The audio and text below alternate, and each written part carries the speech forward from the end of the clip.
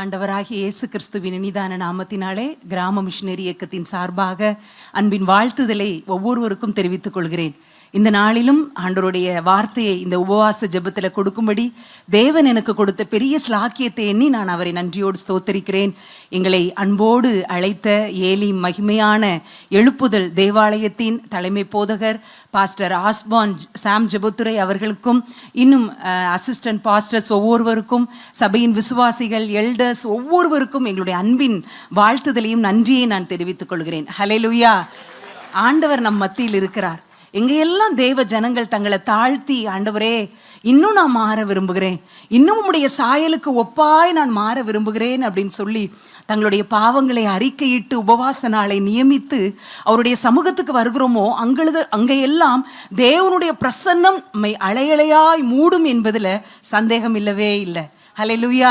தேவனுடைய பிரசன்னத்தினால் இந்த தேவ ஆலயத்தை தேவன் நிரப்பி வைத்திருக்கிறார்.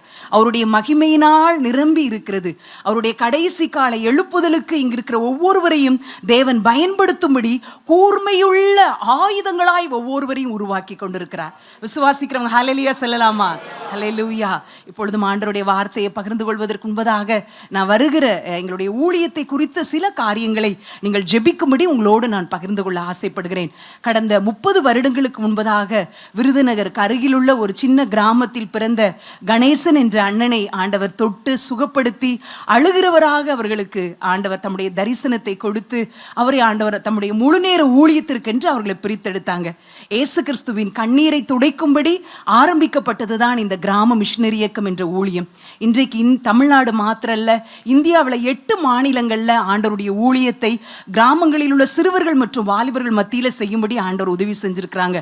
கிராமங்கள் தோறும் சுவிசேஷத்தை அறிவிக்க வேண்டும் என்ற பெரிய பாரத்தை ஆண்டவர் கொடுத்து இந்த நாள் வரைக்கும் 30 ஆண்டு காலமாய் அவர் கரம் பிடித்து வழி நடத்தி வருகிறார். ஒருவேளை பயங்கர ஞானம் உள்ளவர்கள், பயங்கரமான தாளந்து பெற்றவர்களா அந்த ஊழியத்தில் இருக்கிறதுனால ஒருவேளை 5 விதமான மேகசின் ஆண்டவர் போட உதவி செஞ்சிருக்கிறாங்க. 24 மணி நேர டிவி சேனல், வில்லேஜ் டிவி என்ற டிவி சேனலை ஒளிபரப்பு ஆண்டவர் உதவி செஞ்சிருக்கிறாங்க.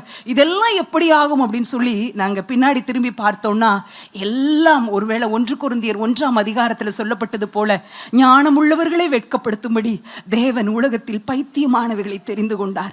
உள்ளவைகளை அவமாக்கும்படி இல்லாதவைகளையும் அற்பமாய் உள்ளவைகளையும் தெரிந்து கொள்ளுகிற ஆண்டவர் ஒரு சின்ன கூட்டமா விருதுநகர் பக்கத்தில் இருக்கிற ஒரு கிராமத்தில் ஆண்டவர் சில ஏக்கர்ல இடத்தை கொடுத்து ஒரு மிஷனரி கிராமமா அங்க இயங்கும்படி செய்து ஆண்டவருடைய ஊழியத்திற்கென்று அடுத்த தலைமுறைகளை உருவாக்க வேண்டும் என்ற பாரத்தோடு இந்த ஊழியத்தை செய்து கொண்டிருக்கிறோம். எங்களுடைய ஊழியங்களுக்காக நீங்க ஜெபிக்கும்படி உங்களை அன்போடு கேட்டுக்கொள்கிறேன். இன்னும் இந்த வருஷத்தில் ஆண்டவர் எங்களுக்கு கொடுத்திருக்கிற இலக்கு என்ன அப்படின்னா 50,000 கிராமங்களை ஆண்டவருக்கு சொந்தமாக மாற்றணும். கடந்த ஆகஸ்ட் மாதம் முதல் அடுத்த ஆகஸ்ட் வரைக்கும் இருக்கிற ஒரு 1 இயருக்குள்ள 50,000 கிராமங்கள்ல ஆண்டவருடைய சுவிசேஷத்தை சொல்லணும். 1 கோடி ஆத்துமாக்களை சந்திக்க வேண்டும் என்று பாரத்தை கொடுத்திருக்கிறாங்க. தமிழ்நாடு மாத்திரல 8 மாநிலங்களில் ஊழியம் செய்யறோம்னு சொன்னேன்ல, அந்த 8 மாநிலங்களிலும் இந்த ஒரு வருடத்திற்குள்ளாக 50,000 வில்லேஜை சந்திக்கணும்னு ஆண்டவர் கொடுத்த பாரத்தை நிறைவேற்றணும். அதற்காக ஆண்டவர் ஊழியர்கள் எல்லாம் பயன்படுத்தணும்னு நீங்க ஜெபிக்கும்படி உங்களை அன்போடு கேட்டுக்கொள்கிறேன். தொடர்ந்து எங்களுடைய ஊழியங்களுக்காக ஜெபியுங்கள். தேவன் உங்கள் ஒவ்வொருவரையும் ஆசீர்வதிப்பார். இந்த நாளிலும் இந்த உபவாச கூட்டத்திலும் ஆண்டவர் நம்மோடு பேசும்படிக்கு நம்ம 1 நிமிடம் கண்களை மூடி தலைகளை தாழ்த்தி, ஆண்டவரே நீர் என்னோடு பேசும், நீர் பேசுகிற தெய்வம் அப்பா, நீர் என் கூட பேசுங்கன்னு சொல்லி ஆண்டவருடைய சத்தத்தை நம்ம கேட்கும்படியாய் கண்களை மூடி, எப்படி சாமுவேல் தன்னை தாழ்த்தினாரோ, கர்த்தாவே சொல்லும் அடியேன் கேட்கிறேன் என்று சொன்னது போல, ஏசப்பா நீங்க பேசுங்க, நாங்க கேட்கிறோம்னு சொல்லி எங்க இருதயத்தை நாங்க திறக்கிறோம்னு ஆண்டவருடைய சமூகத்துல நம்மை ஒரு விசையாய் தாழ்த்தி அவருடைய கரத்துல நம்ம ஒப்பு கொடுப்போமா? அன்பின் பிதாவே, ஆண்டவரே இந்த நேரத்துல நீர் எங்கள் மத்தியில நீர் இருக்கிறதற்காக ஸ்தோத்திரம். உம்முடைய மகிமையுள்ள பிரசன்னம் எங்கள் மத்தியில் இருக்கிறதற்காக உமக்கு நன்றி செலுத்துகிறோம். பரலோகத்தில் இருக்கிற எங்கள் தகப்பன், ஆண்டவரே நீர் பரலோகத்தில் உம்முடைய சித்தம் எப்படி செய்யப்படுகிறதோ அப்படியே இன்றைக்கு இங்கு அமர்ந்திருக்கிற ஒவ்வொருவருடைய வாழ்க்கையிலும் உம்முடைய சித்தம் செய்யப்படும்படியாய், உம்முடைய ராஜ்யம் எங்களுக்குள்ளாய் கடந்து வரும்படியாய் இந்த ஆண்டவரே இந்த தியான நேரத்தை நீர் எங்களுக்கு ஆசீர்வாதமாய் மாற்றி கொடுக்க போறதற்காக ஸ்தோத்திரம். ஆண்டவரே நீர் எங்கள் மூலம் மகிமைப்பட போறதற்காக நன்றி செலுத்துகிறோம். துவக்கம் முதல் முடிவு வரைக்கும் உடைய ஆளுகை இருக்கட்டும். இயேசுவின் மூலம் ஜெபிக்கிறேன் நல்ல பிதாவே, ஆமேன் ஆமேன். எல்லாரும் நம்முடைய வேதத்தை திறந்து வைத்துக் கொள்வோம். அதுல ஏசாயா 51வது அதிகாரத்தை நம்ம திருப்பி வைத்துக் கொள்வோம். ஏசாயா 51வது அதிகாரத்துல முதல் 3 வசனங்களை நான் வாசிக்கிறேன். ஏசாயா 51வது அதிகாரம் முதல் 3 வசனங்களை நான் வாசிக்கிறேன். நீதியை பின்பற்றி கர்த்தரை தேடுகிற நீங்கள் எனக்கு செவி கொடுங்கள். நீங்கள் வெட்டி எடுக்கப்பட்ட கன்மலையையும் நீங்கள் தோண்டி எடுக்கப்பட்ட துறவின் குழியையும் நோக்கி பாருங்கள். உங்கள் தகப்பனாகிய ஆபிரகாமையும் உங்களை பெற்ற சாராளையும் நோக்கி பாருங்கள். அவன் ஒருவனாய் இருக்கையில் நான் அவனை அழைத்து அவனை ஆசீர்வதித்து அவனை பெருக பண்ணினேன். கர்த்தர் சீயோனுக்கு ஆறுதல் செய்வார். அவர் அதன் பாழான ஸ்தலங்களை எல்லாம் தேறுதல் அடைய செய்து அதன் வனாந்திரத்தை ஏதேனை போலவும் அதன் அவாந்திர வெளியை கர்த்தரின் தோட்டத்தை போலவும் ஆக்குவார். சந்தோஷமும் மகிழ்ச்சியும் துதியும் கீத சத்தமும் அதில் உண்டாயிருக்கும். ஹல்லேலூயா. ஆண்டவர் நமக்கு இன்றைக்கு பிட்டு கொடுக்க போகிற இந்த வசனத்தின் மேல நம்ம கையை வைப்போம். ஆண்டவரே, இந்த 3 வசனத்தின் மூலம் நீர் என் கூட பேசுங்க. ஒரு நிமிஷம் கண்ணை மூடி சொல்லிடலாம். ஆண்டவரே, ஆண்டவரே, உயிர் கொடுக்கிற வார்த்தை, ஜீவனுள்ள வார்த்தை, உயிர்ப்பிக்கிற வார்த்தை, எங்க வாழ்க்கையை ஊன்ற கட்டுகிற வார்த்தைப்பா இது. ஆண்டவரே, இந்த வார்த்தையின் மூலம் இன்றைக்கு நாங்கள் திருப்தி அடையும்படியாய் நீர் எங்களோடு பேசுவீராக. ஆமேன், ஆமேன், ஹல்லேலூயா. இந்த 51ஆம் அதிகாரத்துல ஆண்டவர் ஒரு அழகான காரியத்தை இந்த 3 வசனங்கள்ல சொல்லி இருக்கிறாங்க. என்னவா, நீங்க வெட்டி எடுக்கப்பட்ட கன்மலையையும் எங்க இருந்து நீங்க தோண்டி எடுக்கப்பட்டீர்களோ அதையும் நோக்கி பாருங்கள். உங்கள் தகப்பனாகிய ஆபிரகாமையும் உங்களை பெற்ற சாராளையும் நோக்கி பாருங்கள். அவன் ஒருவனாய் இருக்கையில் நான் அவனை அழைத்து அவனை ஆசீர்வதித்து அவரை பெருக பண்ணினேன். நான் சீயோனுக்கு ஆறுதல் செய்ய போகிறேன். பாழான இடங்களை தேறுதல் அடைய செய்து வனாந்திரத்தை ஏதேனை போலவும் அதன் அவாந்திர வெளியை கர்த்தரின் தோட்டத்தை போலவும் மாற்றுவேன். சந்தோஷமும் மகிழ்ச்சியும் கீதமும் கீத சத்தமும் அதில் கேட்கும் என்று ஆண்டவர் சொல்லுகிறார்.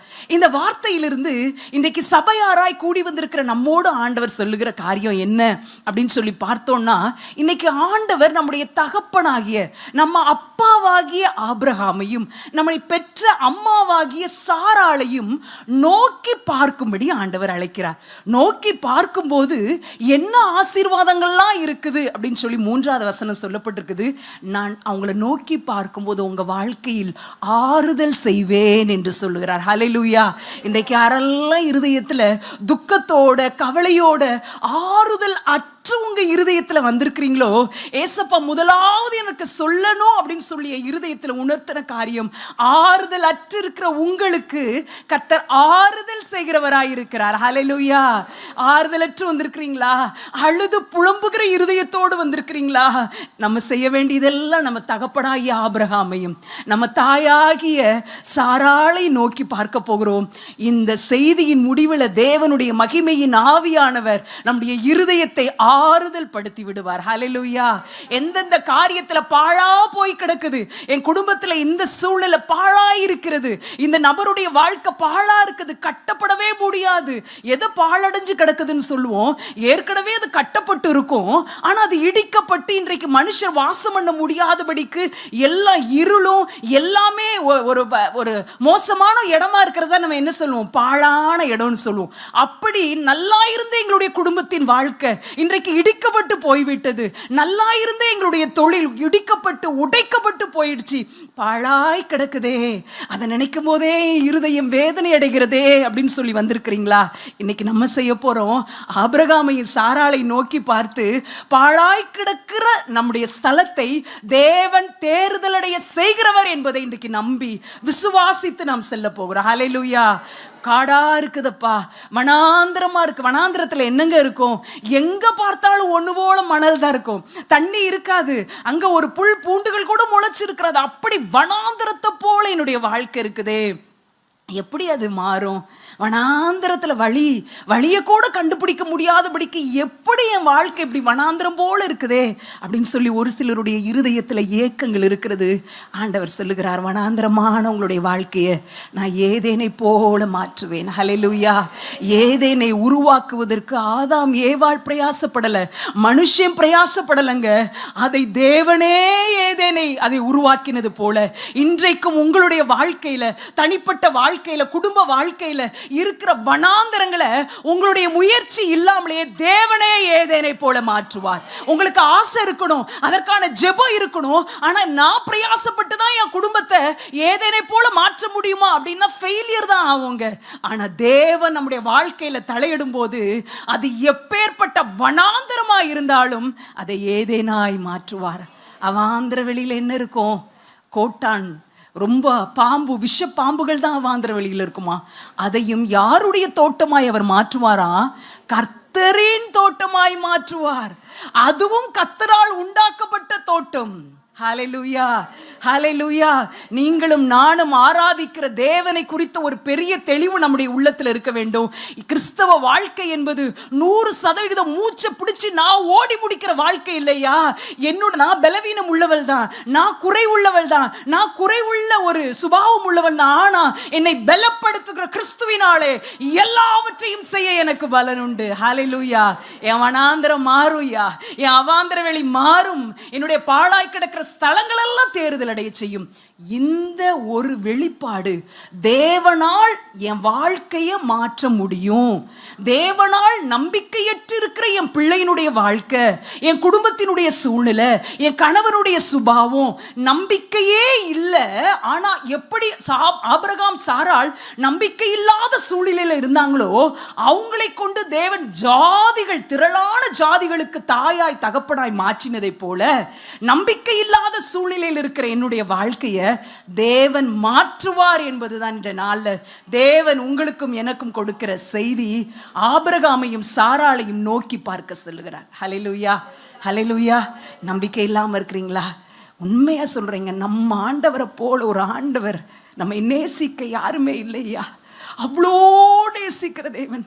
நான் பெத்த பிள்ளைக்காக நாளைக்கு என்ன செய்யணும், என் பிள்ளைக்கு படிக்கணும்னு யோசிக்கும் போது உங்களையும் என்னையும் தாயின் கருவில் அல்ல உலக தோற்றத்திற்கு முன்பதாகவே தெரிந்து கொண்ட தேவன் நன்மை செய்யாதிருப்பாரோ, உங்கள் கண்ணீரை துடைக்காதிருப்பாரோ? உங்களுக்காக யாவையும் அவர் செய்வார். சோகத்தோடு கண்ணீரோடு கவலையோடு இருக்கிற நம்ம பார்த்து செல்றார். நீ பாருப்பா, ஏன் குனிஞ்சு பார்த்துட்டே இருக்க?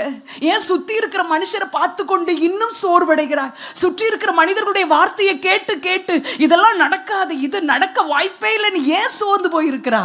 நோக்கி பார்ப்பதற்கு 2 மனிதர்களை நான் உனக்கு முன்பாக வைக்கிறேன், அவர்களை நோக்கி பார். ஹல்லேலூயா. இன்னைக்கு நம்ம 2 பேருடைய லைஃப்ல இருந்து எதையெல்லாம் நம்ம பார்க்கணும், அதன் மூலம் தேவன் நம்முடைய வாழ்க்கையை எப்படியெல்லாம் மாற்ற விரும்புகிறார், எந்த காரியத்தையெல்லாம் கற்றுக் கொடுக்க விரும்புகிறார் அப்படின்னு சொல்லி நம்ம பார்க்க போறோம். முதலாவது ஆபிரகாமை நம்ம நோக்கி பார்த்தோம்னா நம்ம எல்லாருக்கும் தெரியும், ஆபிரகாம் அப்படிங்கிற ஒரு மிகப்பெரிய ஒரு தேவ மனிதர் நிற்கிறாரு அப்படின்னா அதுக்கு மூளைக்கல்லா இருக்கிறது ஒரே ஒரு காரியம்தான், ஃபெய்த், விசுவாசம். ஹல்லேலூயா, ஹல்லேலூயா. விசுவாசத்தின் மேலதான் ஆபிரகாம்ங்கிற ஒரு 100 மாடி கட்டடம் கட்டப்பட்டிருக்குது. ஆதியாகமத்தோடு அவருடைய வாழ்க்கை முடிஞ்சிருச்சு அப்படின்னு சொன்னா ஒரு 2 மாடி கட்டணமா நம்ம யோசிக்கலாம். ஆனா முழு பைபிளும் அவர் மூலமாய், அவருடைய சந்ததியின் மூலமாய் அவர் ஊடுருவி கடைசி பக்கம் வரைக்கும் வந்திருக்காருன்னா ஒரு 100 மாடி கட்டடம் ஆபிரகாமுடைய கட்டடம். அதுக்கு மேலதான் சொல்லணும், அதை நிற்கிற அஸ்திபாரம் எது என்றால் அது விசுவாசம். ஆண்டவர் நம்மள முதல்ல என்ன பார்க்க சொல்றாங்க? ஆண்டவருடைய வார்த்தையை ஆபிரகாம் எப்படி நம்பி அப்படியே கீழ்ப்படிந்தார். அதை தான் இன்னைக்கு நம்மளை பார்த்து நாம் கற்றுக்கொள்ளக்கூடிய காரியமா சொல்றாங்க. ஆண்டவர் முதலாவது 12 அதிகாரத்துல சொல்றாங்க, ஆபிரகாமே ஆபிரகாமே அப்படின்னு சொல்லி, நீ உன் தேசத்தையும் உன் இனத்தையும் உன்னுடைய தகப்பன் வீட்டையும் விட்டு என்ன செய்யணும்? விட்டு புறப்படு அப்படின்னு சொல்றாங்க. புறப்படுன்னு சொன்ன உடனே ஆண்டவர் எப்படியெல்லாம் நான் உன்னை மாற்றுவேன்னு சொன்ன உடனே ஆபிரகாம் கர்த்தர் சொன்னபடியே புறப்பட்டு போனான் அப்படின்னு சொல்லப்பட்டிருக்குது. எவ்வளவு ஒரு அற்புதமான காரியம் பாருங்களேன். அப்படியே நம்பி ஆண்டவருடைய வார்த்தைக்கு 100% கீழ்ப்படிந்து விடுகிறார். அப்போ ஒருவேளை அடுத்து ஆண்டவர் சொன்ன மறுநாள் கிளம்புறாங்கன்னு வைங்களேன், அவங்க கூட இருக்கிற லோத்து ஃபேமிலி கிளம்புறாங்க, சாராள் அவங்களுக்கு கிளம்புறாங்க. அப்படியே ஆபிரகாம் கூடாரம் போடுறதுக்கு தேவையான தட்டு முட்டு ரொம்ப அவசியமான பாத்திரங்கள்லாம் எடுத்து பேக் பண்றாரு. பேக் பண்ணும்போது சுத்தி இருக்கிறவங்க எல்லாம் கேட்கறாங்க, என்ன ஆபிரகாம், என்னப்பா நேத்து நல்லா தானே இருந்த, திடீர்னு எங்க கிளம்புற? தட்டு முட்டு கூடாரம் போடுறதுக்குரியது எல்லாத்தையும் எடுத்துட்டு எங்கப்பா போற அப்படின்னு சொன்ன ஆபிரகாம் சொல்லியிருப்பாரு, நான் போகிற இடம் எனக்கு தெரியாது, ஆனால் என்னை போகும்படி நடத்துகிறவரே எனக்கு தெரியும் அப்படின்னு சொல்லியிருப்பார். ஹல்லேலூயா. எனக்கு ஃப்ரம் அட்ரஸ் தெரியும், எங்கேருந்து கிளம்புறேன், கல்தேயர் தேசமாகிய ஊர் பட்டணத்திலிருந்து நான் கிளம்புறேன், ஆனால் எங்கே போகணும்னு எனக்கு தெரியாது, போக வேண்டிய இடம் எனக்கு தெரியாது, ஆனால் என்னை போகும்படி நடத்துகிறவரை நான் அறிவேன் என்று சொல்லியிருக்கிறார். ஹல்லேலூயா. எவ்வளோ ஒரு விசுவாசம் பாருங்களேன். இன்றைக்கு இந்த இடத்துல அமர்ந்திருக்கிற நம்முடைய இருதயத்தில் பலவிதமான கேள்விகள் இருக்கலாம்.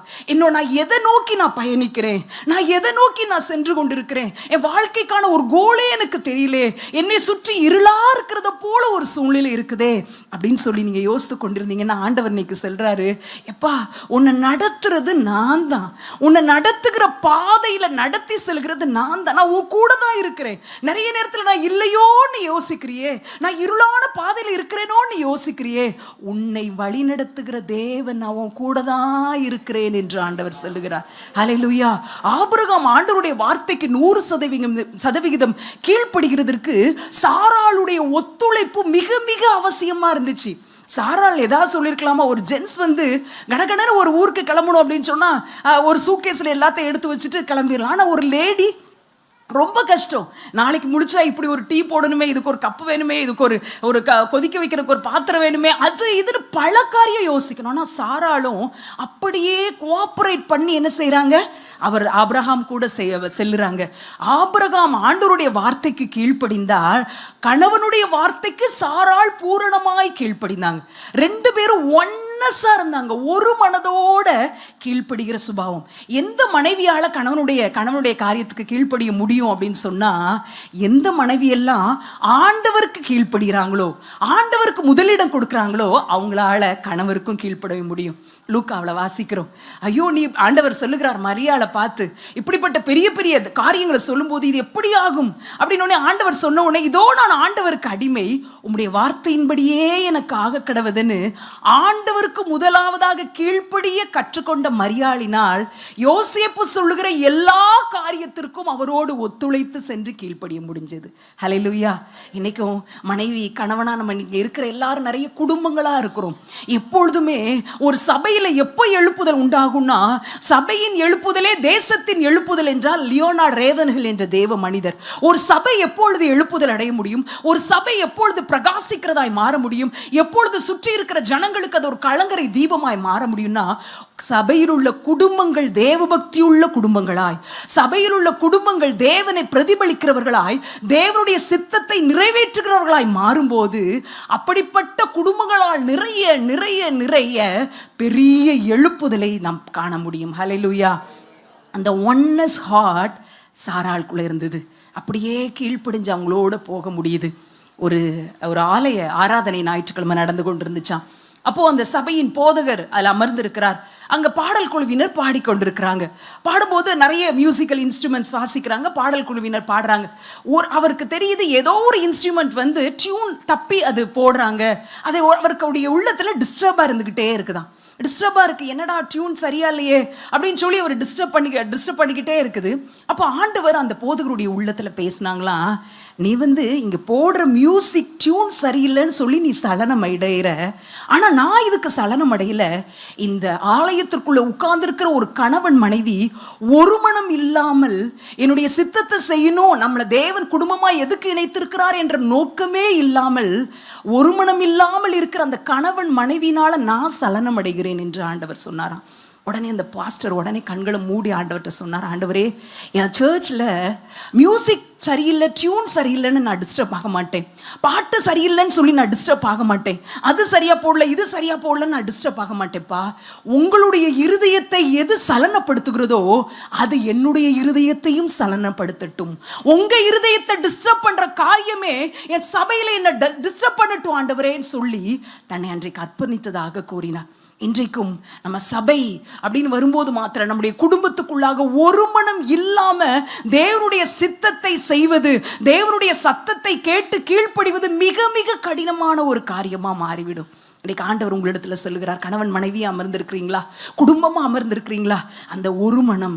எல்லாருக்கும் உலகத்தார் பார்க்கறது போல எல்லா மேட்சும் சரியா இருந்தாதான், இத்தனை பொருத்தம் சரியா இருந்தாதான் நமக்கு பொருத்தமா? இல்லைங்க, இல்லவே இல்லை. தேவன் ரெண்டு பேரை இணைக்கிறாரா? அவங்க வேற வேற சூழ்நிலையில இருந்து வரலாம், எப்படி வேணாலும் இருக்கலாம், அவங்களுக்குள்ள பல வித்தியாசங்கள் இருக்கலாம். ஆனா இணைக்கப்பட்ட பின்பு நம்ம கிறிஸ்துவுக்குள் மகிழ்ச்சியா இருக்கும்படி, கிறிஸ்துவுக்குள் ஒரு மனமா இருக்கும்படி அழைக்கப்படுகிறோம். ஒரு கணவனுக்கும் ஒரு மனைவிக்கும் நிறைய வேறுபாடுகள் இருக்கலாம், அவங்களுடைய ஆசையில வித்தியாசம் இருக்கலாம், அவங்க எதுக்கு அவங்களுடைய இன்ட்ரெஸ்ட்ல வித்தியாசம் இருக்கலாம். ஆனா தேவனுடைய சமூகத்தில் இணைக்கப்படும் போது தேவனுடைய நாமத்தின் மகிமைக்காக ஒரு மனமாய் வாழும்படி அழைக்கப்படுகிறோம். இன்றைக்கு ஆண்டவர் நம்மிடத்துல சொல்லுகிறார், சாராள் ஆபிரகாமோடு ஒரு மனமா போனாங்களே, கணவன் மனைவியாகி இருக்கிற நம்ம சாராளை நோக்கி பார்ப்போம், ஆபிரகாமை நோக்கி பாருங்கள் அப்படின்னு சொல்லி ஆண்டவர் நமக்கு சொல்லுகிற ஒரு காரியம். இந்த முதல் காரியம், அவர் சொன்ன எல்லாவற்றையும் விட்டு பிரிந்து அப்படியே போனார்ல, போகி ஆண்டவருடைய சித்தத்தை நிறைவேற்றினார். இன்னைக்கும் ஆண்டவர் நமக்கு கொடுக்கிற காரியம், எங்கே போகிறோம்? நிறைய நேரத்தில் நம்முடைய வாழ்க்கையில் எப்படி இருக்கும்னா, ஏதோ ஒரு இருளான பாதையில் போகிறோமோ, எங்கே போகிறோன்னே தெரியல. ஆண்டவர் இங்கே நடத்த சொல்கிறார், ஆனால் நான் சரியானபடி நடந்து போயிடுவேனா, தேவ சித்தத்தை நிறைவேற்றிடுவேன், ஆண்டவர் என் கூட தான் இருக்கிறாரா அப்படின்னு சொல்லி பல கலக்கங்கள் நம்முடைய இதயத்தில் வருது. அதுக்கு ஒரு தேவ மனிதர் சொல்லுகிறார், தேவன் நம்ம ஒரு இடத்துக்கு எங்கே செல்லும்படி நம்மை வழி நடத்துகிறாரோ அங்கே நம்மை போஷிப்பாரா. ஹல்லேலூயா. இங்கே போ, உனக்காக நான் வச்சிருக்கிற இந்த காரியத்தை நீ சுதந்திரி, இந்த இடத்துக்கு இந்த காரியம்னு குறிப்பாய் ஒரு இடத்தை சொல்லி தேவன் எங்கே செல்லும்படி நம்மை வழி நடத்துகிறாரோ, எதை செய்யும்படி நம்மை வழி நடத்துகிறாரோ, எதை தெரிந்தெடுக்க வேண்டும் என்று வழி நடத்துகிறாரோ அந்த இடத்தில் நம்மை போஷிக்க வல்லமையுள்ள தேவனாயிருக்கிறார். ஹல்லேலூயா, ஹல்லேலூயா. எலியாவை கேரித் ஆற்றண்டையில போய் ஒழித்து கொண்டிருக்கிறார். எலியா சொல்லலாம், ஐயோ கேரித் ஆறு அப்பப்போ வருஷத்துல பல மாசம் வற்றி போயிடும் ஆண்டவரே, அந்த பக்கத்துல இருக்கிற ஆற்றுல வேணா நான் தங்கிக்கிட்டுமா, அங்க கொஞ்சம் தண்ணி நல்லா ஓடும், தண்ணியாவது குடிச்சுக்கிடுவேன் பஞ்ச காலத்துல அப்படின்னு சொல்லியிருக்கலாம். இல்ல, அவர் கேரித் ஆற்றண்டைக்கு ஒழித்து கொண்டிருந்தோன்னே அங்க போனார். அவர் பக்கத்து ஆறுன்னு போயிருந்தாருன்னா கேரித் ஆற்றண்டைக்கு இல்லாம இன்னொரு இடத்துக்கு போயிருந்தாரு, அங்க காகம் வந்திருக்காது. தேவன் சொன்ன இடத்துக்கு போனதுனால தான் அங்க காகத்தை தேவன் அனுப்பினார். ஹல்லேலூயா. ஒருவேளை சாய்பாத் விதவை வீட்டுக்கு போ அப்படிங்கிறார். அவர் கேள்வி கேட்டிருக்கலாம், என்ன மாதிரி ஆளுன்னா கேட்டிருக்கலாம், ஆண்டவரே கொஞ்சம் ஸ்டாக் வச்சிருக்கிறவங்க சப்பாத்தி மாவு ஒரு டப்பா நிறைய ஒரு சப்பாத்தி மாவு ஒரு 10 கிலோ கோதுமை மாவு அரைச்சி வச்சிருக்கிற வீட்டுக்காவது என்ன அனுப்புனீங்கன்னா கொஞ்ச நாளைக்கு சாப்பிட்டு கூட, சாரிபாத் விதவை வீடுன்னு வேற சொல்றீங்களே ஆண்டவரே அப்படின்னு சொல்லி என்ன மாதிரி ஆளுன்னா கேட்டிருப்போம். ஆனா எலியா அவர் சொன்னபடியே போகிறார். மாவும் எண்ணெயும் குறையாமல் பஞ்சகாலம் முழுவதையும் தேவன் எலியாவையும் போஷித்தார், அவருடைய குடும்பத்தையும் போஷித்தார். ஹல்லேலூயா.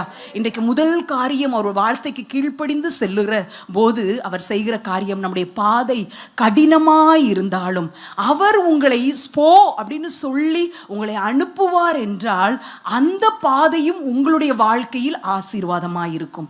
இன்றைக்கு நீங்க நடந்து போகிற பாதை, உங்க குடும்பத்தினுடைய பாதை, நீங்க சஃபர் பண்ற நிறைய காரியங்கள் உங்களை வேதனைப்படுத்தி கடின பாதையில ஏன் ஆண்டவர் இப்படி நடத்துறாருன்னே தெரியலையே.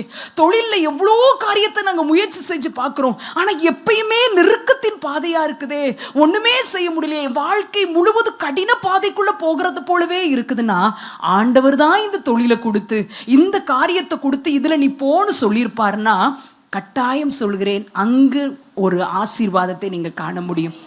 இஸ்ரவேல் ஜனங்களின் டெஸ்டினி, அவங்க செல்ல வேண்டிய இடம் கானானா இருந்தாலும் அவர்கள் வழிநடத்தின பாதை வனாந்திரம் என்பதை மறந்துவிடக்கூடாது. ஹல்லேலூயா, ஹல்லேலூயா.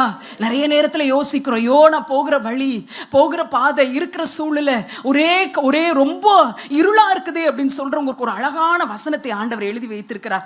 அதே பக்கத்துல 51ஆம் அதிகாரம் இருக்கிற பக்கத்துல 50வது அதிகாரம் 10வது வசனத்தை நான் உங்களுக்கு காண்பிக்கிறேன். உங்களில் எவன் கர்த்தருக்கு பயந்து அவருடைய தாசனின் சொல்லை கேட்டு தனக்கு வெளிச்சம் இல்லாததினால் இருட்டிலே நடக்கிறானோ அவன் கர்த்தருடைய நாமத்தை நம்பி தன் தேவனை சார்ந்து கொள்ள கடவன். அழகா போட்டிருக்குது. கர்த்தருக்கு பயப்படுகிற மனுஷன்தான், அவருடைய தாசனின் சொல்லை கேட்கிறவர் தான். அப்படிப்பட்ட சூழ்நிலையிலும் தனக்கு வெளிச்சம் இல்லாததினால் இருட்டிலே நடக்கிறானோ அவன் கர்த்தருடைய நாமத்தை நம்பி அவரை சார்ந்து கொள்ள வேண்டும். ஹல்லேலூயா. இந்த அழகான வசனம் பாருங்களேன். இருளின் பாதையா இருக்குதே, என்னன்னு தெரியலையே, அடுத்தடி எங்க வைக்கன்னு தெரியலையே, எதை தொடணுன்னு தெரியலையே, எதை தொடங்கன்னு தெரியலையே, இப்படிப்பட்ட சூழ்நிலையில என்னுடைய குடும்பம் போய் கொண்டிருக்குதே அப்படின்னு சொன்னா, ஆண்டவர் சொல்றார், நீ கர்த்தருக்கு பயப்படுறவங்க, கர்த்தருடைய தாசனின் சொல்ல கேட்கிறவங்க, ஆனா நடக்கிற பாதை இருள் போல இருந்துச்சுன்னா கர்த்தரை சார்ந்து, கர்த்தரை நம்பி அவரை சார்ந்து கொள்ள வேண்டுமா. ஹல்லேலூயா. ஆபிரகாம் அதை தான் செஞ்சாங்க. கர்த்தரை நம்பி அவரை சார்ந்து கொண்ட ஒரு வாழ்க்கை. அந்த வாழ்க்கையில நிச்சயமாய் பாதைகள் எவ்வளோ இருளா இருந்தாலும் தேவன் அங்க கூட இருப்பார். யோசேப்பின் வாழ்க்கையில் அப்படிதான் இருந்துச்சு. என்னவியா ஜெயிலா, செய்யாத குற்றத்துக்காக சிறைச்சாலையா அப்படின்னு பார்த்தா 2 வசனம் தள்ளி இருக்கும், கர்த்தர் யோசேப்போடு இருந்தார். கர்த்தர் யோசேப்போடு இருந்தார். இன்னைக்கு உலகம் சொல்லுது, நீ கஷ்டப்பட்டுட்டே இருக்கிறியா, நீ கஷ்டமான சூழ்நிலையில போய்கிட்டே இருக்கியா, அப்போ உனக்கு விசுவாசமே இல்லைன்னு அர்த்தம் அப்படின்னு சொல்லுது. இல்லவே இல்லைங்க. யோசேப்பினுடைய வாழ்க்கையில பிரச்சனைகளும் துன்பங்களும் வந்தது. தேவன் நியமித்த பாதையில தான் அவர் நடந்து சென்றார். வாழ்க்கையின் கடினமான சூழ்நிலைகளுக்குள்ளதான் அவர் சென்றார். அங்கே பிரச்சனை இருந்தது, போராட்டம் இருந்தது, தேவையில்லாத ஒரு கடினமான ஒரு காரியம் அவருக்கு அங்க நடக்குது. அங்க செய்யாத குற்றத்துக்காக ஜெயில்ல இருக்கிறாரு. ஆனா ஜெயிலையும் யோசேப்போடு கர்த்தர் இருந்தார். ஹல்லேலூயா.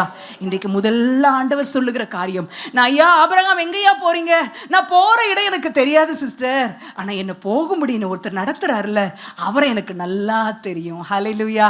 இன்னைக்கு எல்லாருக்கும் உங்களை என்னை நடத்துகிற தேவன் தெரியும் இல்ல, அவர் வாக்கு கொடுத்திருக்கிறார் அல்லவா, அவர் வாக்கு மாறாதவர் அல்லவா, அவர் உங்க கூட தான் இருக்கிறார், உங்க கூட தான் இருக்கிறார். அநேக ஆண்டுகளுக்கு முன்பதாக ஒரு வாலிபனை, சென்னையில் இருக்கிற ஒரு வாலிபனை ஆண்டவர் அழைத்து அவருக்கு ஒரு ஊழியத்தின் பாரத்தை கொடுக்கிறார். நீ அந்தமான்கிற தீவுக்கு நீ போகணும் அப்படின்னு சொன்ன உடனே அவர் யோசிக்கிறார், அங்க நமக்கு யாருமே தெரியாதே, தெரிஞ்சவங்க கிடையாது, லாங்குவேஜ் என்னவோ தெரியாது, எங்க தங்குவோன்னு தெரியாது, ஒண்ணுமே தெரியாது, நம்ம எப்படி அங்க ஊழியத்தை துவங்க முடியும். ஆண்டவர் அழகா தெளிவா சொல்லிட்டாங்க, அந்தமானுக்கு போகணும் அப்படின்னு சொல்லி.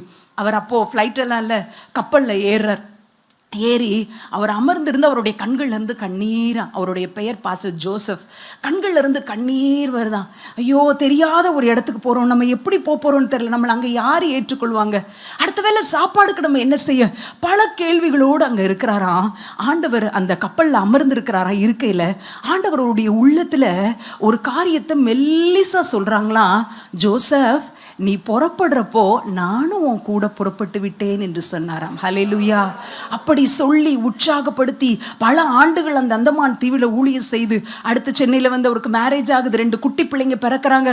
அப்போ அவர் யோசிக்கிறார், தன்னுடைய பிள்ளைகளுடைய வாழ்க்கைக்காக, அவருடைய படிப்பிற்காக நம்ம தமிழ்நாட்டுக்கு போயிடலாம் அப்படின்னு சொல்லி அநேக நாளாக ஜோமணி கொண்டே இருக்கிறாங்க.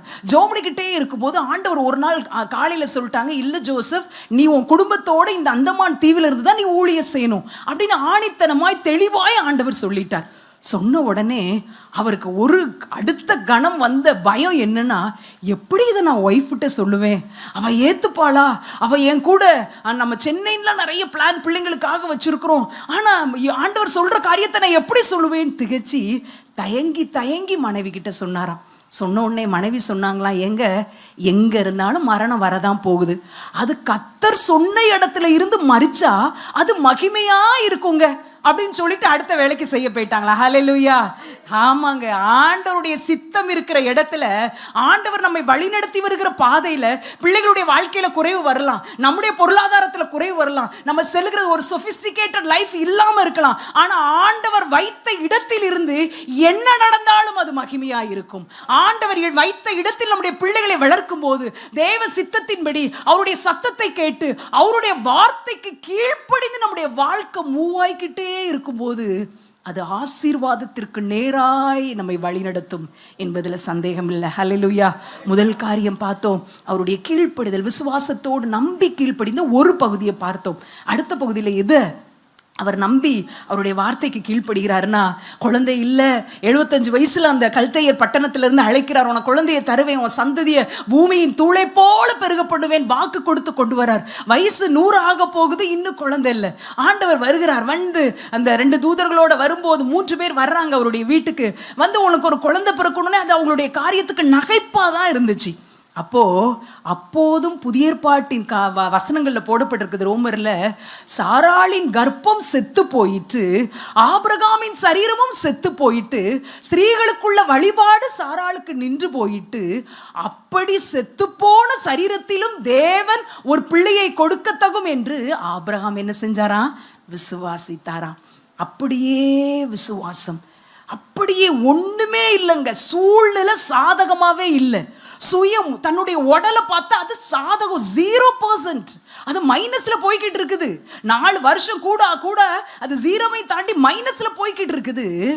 அப்பொழுதும் ஆபிரகாம் தன்னுடைய சரீரம் செத்தது என எண்ணத்தகும் சரீரத்திலையும் தேவன் ஒரு பிள்ளையை கொடுக்க வல்லமையுள்ளவர் என்று விசுவாசித்தாராம். இன்றைக்கு கூடியிருக்கிற ஜனங்களிடத்தில் ஆபிரகாமை எதற்காக ஆண்டவர் நோக்கி பார்க்க சொல்லுகிறார் என்றால், இன்றைக்கு நீங்க இருக்கிற சூழ்நிலை, நீ உங்களுடைய காரியங்கள் எல்லாம் அற்புதம் நடப்பதற்கோ ஆண்டவர் கொடுத்த வாக்குத்தத்தங்கள் நிறைவேறுவதற்கோ வாய்ப்பே இல்லாத ஒரு காலகட்டத்தில், ஒரு நாள்ல, ஒரு வீட்டின் குடும்ப சூழ்நிலையில நீங்க நின்று கொண்டிருக்கிறீங்களா?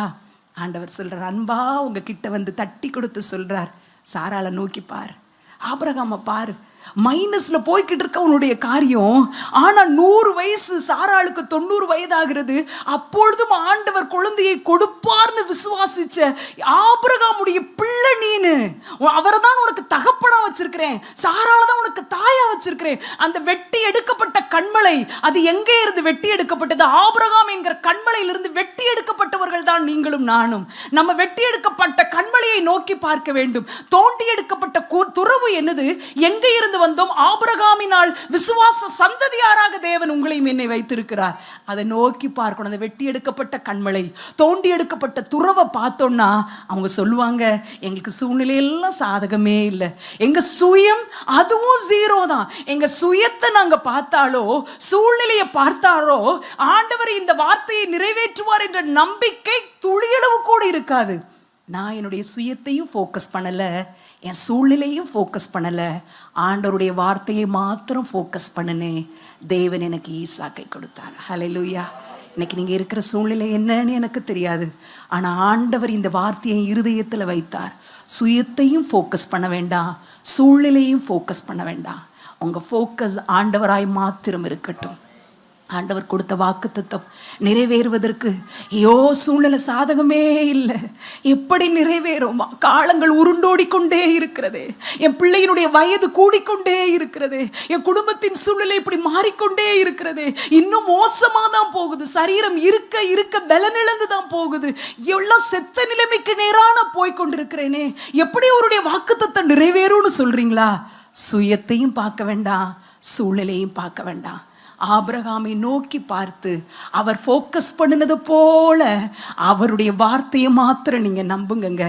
நிச்சயமாய் தேவன் உங்க வாழ்க்கையில் அற்புதத்தை செய்வார், நிச்சயமாய் செய்வார். வாக்கு கொடுத்த தேவன் வாக்கு மாறாதவர். அவர் சொல்லியும் செய்யாதிருப்பாரோ? அவர் வசனித்தும் நிறைவேற்றாதிருப்பாரோ? அவர் சொன்னதை மறந்து விடுவதற்கு அவர் ஒரு மனிதர் அல்லவே. உங்களுக்கு கொடுத்த வாக்கு தத்தத்தை நிறைவேற்றும்படி அவர் எல்லாவற்றையும் செய்ய வல்லமையுள்ள தேவனாய் இருக்கிறார். ஹல்லேலூயா, ஹல்லேலூயா. முன்னாடி நிற்கிற என்னுடைய வாழ்க்கையில் ஆண்டவர் ஒரு வாக்கு தத்தத்தை கொடுத்தார். அந்த வாக்கு தத்தத்தை நான் எப்படி அதை பார்த்தேன் அப்படின்னு சொன்னா, ஒரு பொக்கிஷம் போல பார்க்க ஆரம்பிச்சேன். எப்போ கொடுத்தார் அந்த வாக்கு தத்தம்? என் வாழ்க்கையில எல்லாம் நல்லா இருக்கும் போது கொடுத்தாரா அப்படின்னு சொல்லி பார்த்தா, 17 வயது +2 முடிச்சுட்டு அடுத்து காலேஜ்ல நல்லா ஏதாவது படிக்கணும், டீச்சர் ட்ரைனிங் படிக்கணும், அது கிடைக்கலன்னா இது அதுன்னு பயங்கரமான பிளான் என்னுடைய மைண்ட்ல இருந்துச்சு. ஆனா நடந்ததெல்லாம் வேறதான். அப்படியே +2 முடிச்சு ரிசல்ட் வருது, அம்மா பக்கவாத வியாதினால படுத்த படுக்கையாராங்க. என்ன செய்ய? அடுத்து என்ன செய்யணும்? அடுத்து அவங்கள கவனிக்க வேண்டிய பெரிய பொறுப்பு நம்ம இடத்துல இருக்குதே. ஒரு பெண் பிள்ளையா நம்ம தாயாரை கவனிக்க வேண்டுமே அப்படின்னு நினைக்கும் போது என்னுடைய சூழ்நிலைகள், என்னுடைய ஆசைகள், என்னுடைய ஆசை நல்லா படிக்கணும் அப்படின்னு நினைக்கிற சிறுவயது முதற்கொண்டு டீச்சர் ஆகணுங்கிற ஆசை.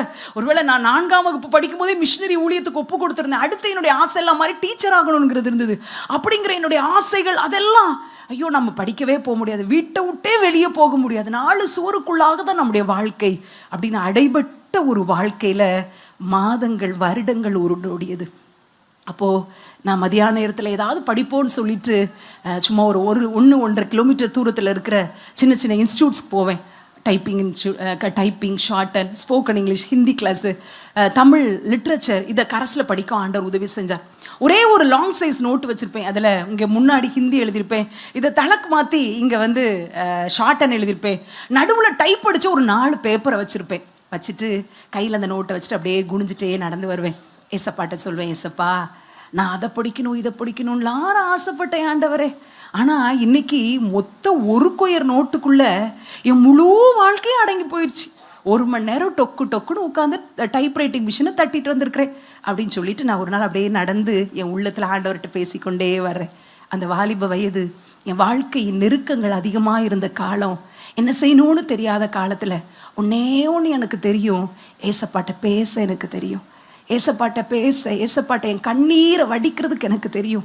நான் போகிற கிராமங்களில் இருக்கிற பெண்கள் வாலிபர்கிட்ட சொல்லுவேன், உங்களுக்கு என்ன செய்ய தெரியுதோ தெரியலையோ, ஏசப்பாட்ட அழ தெரிஞ்சா போதும், எல்லாவற்றையும் நம்ம சுதந்திரித்து கொள்ளலாம். ஆண்டவர்கிட்ட அழ தெரிஞ்சா போதும். நான் ஒரு கிறிஸ்தவ பிள்ளையாக தான் இருந்தேன். கிறிஸ்தவ கிராமத்தில் கிறிஸ்தவ பெற்றோருக்கு தான் வளர்க்கப்பட்டேன். எனக்கு ஜெபியம் அப்படின்னு சொன்னாலும் 5 நிமிஷத்துக்கு மேலே ஓடாது. முழு உலகத்துக்காக, கிராமத்துக்காக, எழுப்புதலுக்காக எல்லாத்தையும் ஜோம் பண்ணிட்டு கண்ணாடி வாட்சை பார்ப்பேன், 5 நிமிஷம் இருக்காது. ஆனால் அன்னைக்கு என்னுடைய குடும்பத்தின் சூழ்நிலை நெருக்கமான சூழ்நிலையாக இருக்கும்போது ஒன்று செஞ்சேன். அலாரம் கிளாக்கில் 3 மணிக்கு விடிய காலம் வைப்பேன். 3 மணிக்கு அலாரம் அடிக்கும். யாரும் இல்லாத டைனிங் ரூமுக்குள்ள கதவை மூடி முழங்கால் போட்டு ஒரு நாள் சொன்னேன், ஏசப்பாட்ட, ஆண்டவரே பரமண்டலங்களில் இருக்கிற எங்கள் பிதாவே அப்படின்னு சொல்லி நான் ஃபார்மலாக என்னுடைய ப்ரேயரை ஜெபிக்க ஆரம்பிச்சேன்னா 5 நிமிஷத்துக்கு மேலே எனக்கு ஜோம்னு தெரியாது ஆண்டவரே. ஆனால் ஒன்று செய்கிறேன்ப்பா, நான் 3 மணிக்கு எந்திரிச்சிட்டேன். மணிக்கணக்காக ஜெபிக்கணும்னு எனக்கு ஆசை இருக்குது. ஆனால் எனக்கு அவ்வளோ நேரம் எனக்கு ஜெபிக்க தெரியாது. ஆனால் இன்னைக்கு குடும்பத்தின் சூழ்நிலை அது பாரமான சூழ்நிலை. என்னுடைய எதிர்காலத்தை குறித்து நான் நினைக்கும் போது அது ஒரு இருளான ஒரு நிலையாக தான் இருக்குது. நாளைக்கு என்ன செய்வோன்னு எனக்கு தெரில. ஏசப்பா நான் ஒன்று செய்யட்டுமா, 2 பேர் உட்கார அளவுக்கு போர்வையை விரிச்சிக்கிறேன், பெட்ஷீட்டை விரிச்சிக்கிறேன். நான் ஒரு பக்கம் உட்காந்துக்கிறேன், நீங்கள் இன்னொரு பக்கத்தில் உட்காந்துக்கோங்க. என்னுடைய இருதயத்தில் என்னென்ன காரியங்கள்லாம் என் பாரப்படுத்துதோ அதையெல்லாம் நான் உங்கள்கிட்ட சொல்கிறேன் சாமின்னு சொல்லி ஜெபிக்க ஆரம்பித்தேன். 3 மணிக்கு எழுந்தேன்னா 5:30 6 வரைக்கும் நேரம் போவதே தெரியாமல் ஏசப்பாட்ட பேசுவேன். ஏசப்பாட்ட என்னங்க பேசுனீங்கன்னு கேட்கிங்களா? ஏசப்பாட்ட சொல்லுவேன், ஏசப்பா காலையில் டிஃபன் செய்யணும், அது எப்படி செய்யணும்னு எனக்கு தெரியாது ஆண்டவரே.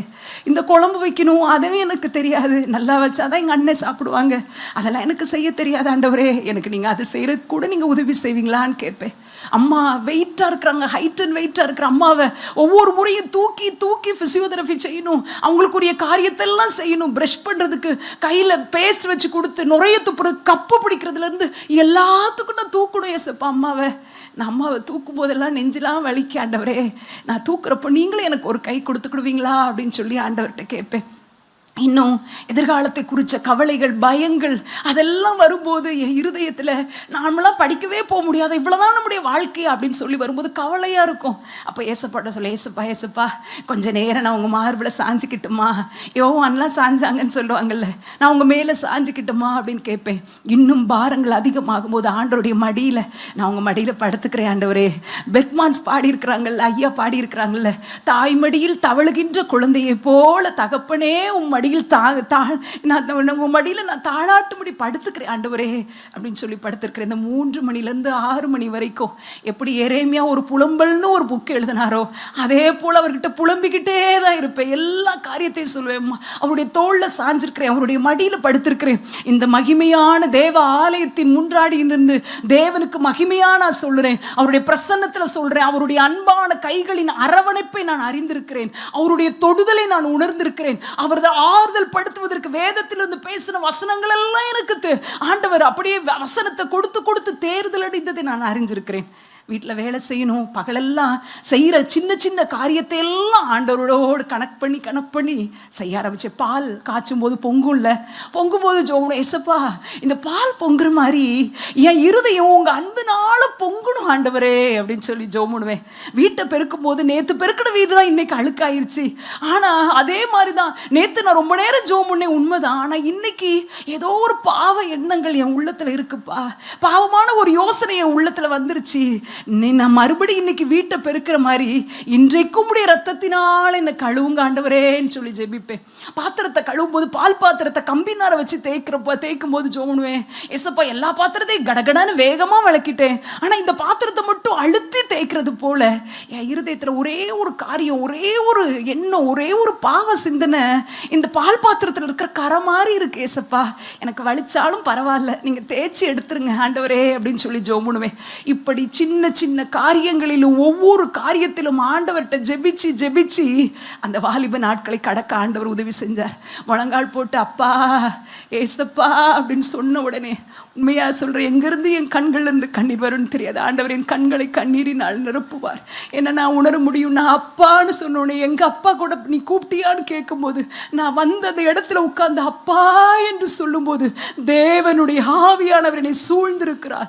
பரிசுத்த தேவன் என் ஜெபத்தை கேட்பதற்கு வந்து விட்டார். அப்பா என்கிற வார்த்தையில எவ்வளவு அன்பு இருக்கிறது, எவ்வளவு நம்பிக்கை இருக்கிறது, எதையும் அந்த அப்பா என்கிற நாமத்தினால் நாம் ஜெயித்து முடிக்க முடியும். ஹல்லேலூயா. அந்த ஒரு கொயர் நோட்டோட அப்படியே நடந்து வர்றேன், பேசிட்டே வர்றேன், வீட்டில் பேசுற மாதிரி அந்த இடத்துல பேசிக்கிட்டே வர்றேன். அப்போ ஆண்டவர் சொல்றாங்க, நீ ஒரு குயர் நோட்டுக்குள்ள உன் வாழ்க்கை முடிஞ்சிருச்சின்னு நினைக்கிறியே, நான் சொல்லிட்டு உன் நினைவுகள் என் நினைவுகள் அல்ல, உன் வழிகள் என் வழிகள் அல்ல. பூமியை காட்டிலும் வானங்கள் எவ்வளவு உயரமாக இருக்கிறதோ அப்படியே உன்னுடைய வழிகளை காட்டிலும் என்னுடைய வழிகளும், உன்னுடைய நினைவுகளை காட்டிலும் என்னுடைய நினைவுகளும் உயரமாயிருக்கிறது அப்படின்னு சொல்றாங்க. நான் நினைக்கிறேன் அது வசனம் எங்கே இருக்குன்னுலாம் தெரியாது. அப்போ அதை நினச்சிட்டு அப்படியே வீட்டுக்கு வந்து பார்க்குறேன். ஏசாயா 55 அதிகாரத்தில் அந்த வசனம் இருக்குது. அப்போ சொல்கிறேன், ஏசப்பா நான் நினச்சது ஒரு டீச்சர் ட்ரைனிங் படிக்கணும்னு நினச்சேன், ஆனால் நீங்கள் சொல்கிறீங்க ஓ நினைவை காட்டில் என் நினைவோ அவ்வளோ உயர்ந்ததுன்னு சொல்கிறீங்களா ஆண்டவரே அப்படின்னு சொல்லிட்டு ஏசப்பா அன்னைக்கு நான் நம்பினேன். ஏன்னா எனக்கு ஆதாரம் அவர் ஒருத்தர் தான், எனக்கு எல்லாமே அவர் தான். அப்படிங்கும்போது அந்த வேதத்தை நான் எப்படி கையில் எடுத்துக்கிட்டேங்க, எடுத்துட்டு சொன்னேன், ஏசாயா 55 அதிகாரத்தில் இந்த இடத்துல அந்த வசனங்கள் வரும். ஏசப்பா நான் இதில் கோடு போட்டு இது நீர் எனக்கு கொடுத்த இத்தனாம் தேதி இந்த வருஷத்தில் கொடுத்த வாக்கு தத்துவம் நான் குறித்து வைக்க போறதில்லை. எப்பொழுதெல்லாம் ஆண்டவருடைய சமூகத்தில் வந்து முழங்கால் படி இருக்கிறேனோ அப்பொழுதெல்லாம் அந்த வசனத்தின் மேலே என் கண்ணீர் சொட்டு துளிகள் அதில் விழணும்ப்பா. என்னுடைய கண்ணீர் இந்த வசனத்தை நீங்க எனக்கு கொடுத்த வாக்கு தத்தத்தை நான் அடையாளம் விடுகிறேன்னு சொல்லி எப்பொழுது ஜெபிக்க முழங்கால் படிட்டாலும் அந்த அதிகாரத்தை எடுப்பேன், இப்படியே வச்சிருப்பேன். கண்ணீர் துளிகள் அந்த வசனத்தின் மேல விழும். ஆண்டவரே என் நினைவு உன் நினைவு இல்லைன்னு சொல்லிருக்கீங்க, ஆனா நடப்பதற்கு சூழ்நிலை சாதகமே இல்லை. என் சுயத்தை பார்த்தனா +2 வரைக்கும் படிச்ச ஒரு பிள்ளை எப்படி உங்களுடைய நினைவுகள் பெரிய நினைவுகள் ஏன் நினைவுகளை காட்டிலும் பெருசுன்னு சொல்றீங்களப்பா. நடப்பதற்கு சூழ்நிலையும் சாதகமா இல்லை. வருஷக்கணக்காக அடைபட்டி எப்பொழுது வீட்டில இருந்து செய்கிற வேலை தான், வீட்டு காரியங்கள் தான் இருக்கு. நீ எப்படி ஆண்டவரே நடக்கும்? ஆனா ஆண்டவர் சொன்ன வாக்குத்தத்தம் கொடுத்தது அவர் மாறாதவர் இல்லைங்க.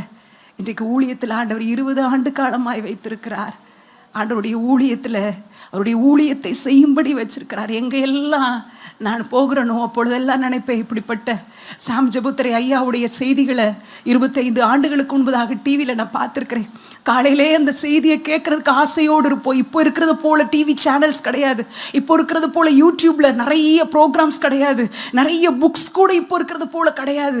அப்போ வாஞ்சையா இருக்கும் காலையிலே அந்த வார்த்தைகளை கேட்கறதுக்கு. அப்பொழுதெல்லாம் அந்த வார்த்தைகளை அவ்வளோ கண்ணீரோடு கேட்டுக்கொண்டிருக்கிறோம். ஐயா, இந்த சபையை உருவாக்கின தேவ மனிதர் கர்த்தரின் எழுத்தாணி என்று சொல்லப்படுவருடைய புத்தகங்களிலே நான் கண்ணீர் சிந்தி சிந்தி வாசிக்க ஆண்டவர் உதவி செஞ்சிருக்கிறார். புத்தகத்தை வாசிக்கும் போதெல்லாம் ஆண்டவர் ஏன் கூட பேசினார். அவருடைய ஆல்மோஸ்ட் அனைத்து புத்தகங்களையும் வாசிக்க சின்ன சின்ன சம்பவங்களோடு எளிமையாய் என்னை போன்ற ஆண்டவருக்குள்ள வளர்கிறவர்களுக்கு உற்சாகப்படுத்தும்படி இருக்கிற வார்த்தைகளை கேட்டு அழுது ஜெபித்து அதை பிடித்து கொண்டு ஜெபிக்க ஆண்டவர் உதவி செஞ்சிருக்கிறார்.